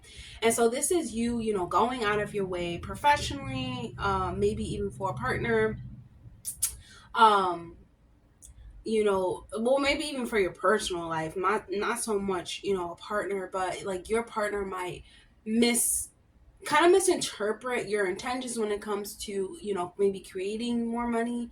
Maybe it can create some type of hurtful situations, conversation, maybe like increase like negative energies and increase negativity, and it make you feel like detached from yourself or detached from you not being able to like mingle when it comes to different people, maybe your family members, you not being able to mingle when it comes to like in your personal life, because there's so much negativity going on when it comes to trying to detach yourself from situations that don't create the best version of your confidence, how you feel about certain things and things of that nature. And so on the 22nd of September, Venus enters into Scorpio in the third house. And so this can be you feeling maybe blessed with like good understanding. You're able to understand correctly. You're able to overstand. You're able to communicate with your siblings even. um you're able to communicate with you're able to communicate efficiently, let's just say that, right? And it's really beneficial for you, your progress when it comes to what you want to make, your talents, where you want to go, your travels, and your cars and things of that nature. And it's like Venus here, maybe you can get a new car, a darker car. You could get a car, like a green car, an orange car, a purple car, any type of. You can do third house to do like vehicles, and there could be so many different like possibilities that happen in each person's life. It definitely depends on your chart, but just understanding that like your personal, and you can even have like luck and blessings like when it comes to like your professional efforts, when it comes to you having like unconditional support, maybe even from a father figure at this time or a mother figure at this time. You having a lot of like intense emotions when it comes to unionships. There's just a lot of intense emotions, but I feel as though for you to close them down, like for you to get rid of them, and not get rid of them, process them, release them, cleanse them now. And so on the 26th, Mercury is entering into Libra in the second house. And this is you having like, maybe you being in like win-win situations where you now find that you can help people and be fair and, find resolutions and things of that nature, and not needing to sugarcoat for people, being honest in a way that's helpful, in a way that's, acknowledging exactly what, you're trying to say in the nicest way possible, but no sugarcoating, like straight down to the point, and like keeping your motives and your values and things of that nature, like really high, on a higher standard. And you feeling like, like your intentions in whatever you're trying to do with your life, or whatever you're trying to do during this month, which I would think you would be, maybe doing some traveling, drift partners going out of life, people moving away, letting go. Um, these days are not easy at all, but like they lift us so much higher. You grow. That's why I said it at the beginning. It's like you learn, you glow, and you grow. And that's so right for you, Virgo. So let's choose a card from your spirit guides and see what they would like for you to know right now. Wow, we have the coyote, and the coyote symbolizes becoming a teacher. Becoming a teacher, someone that holds wisdom, but also has a sense of humor with it as well. There can be some tricks or something like that that happens around you, and I really just feel like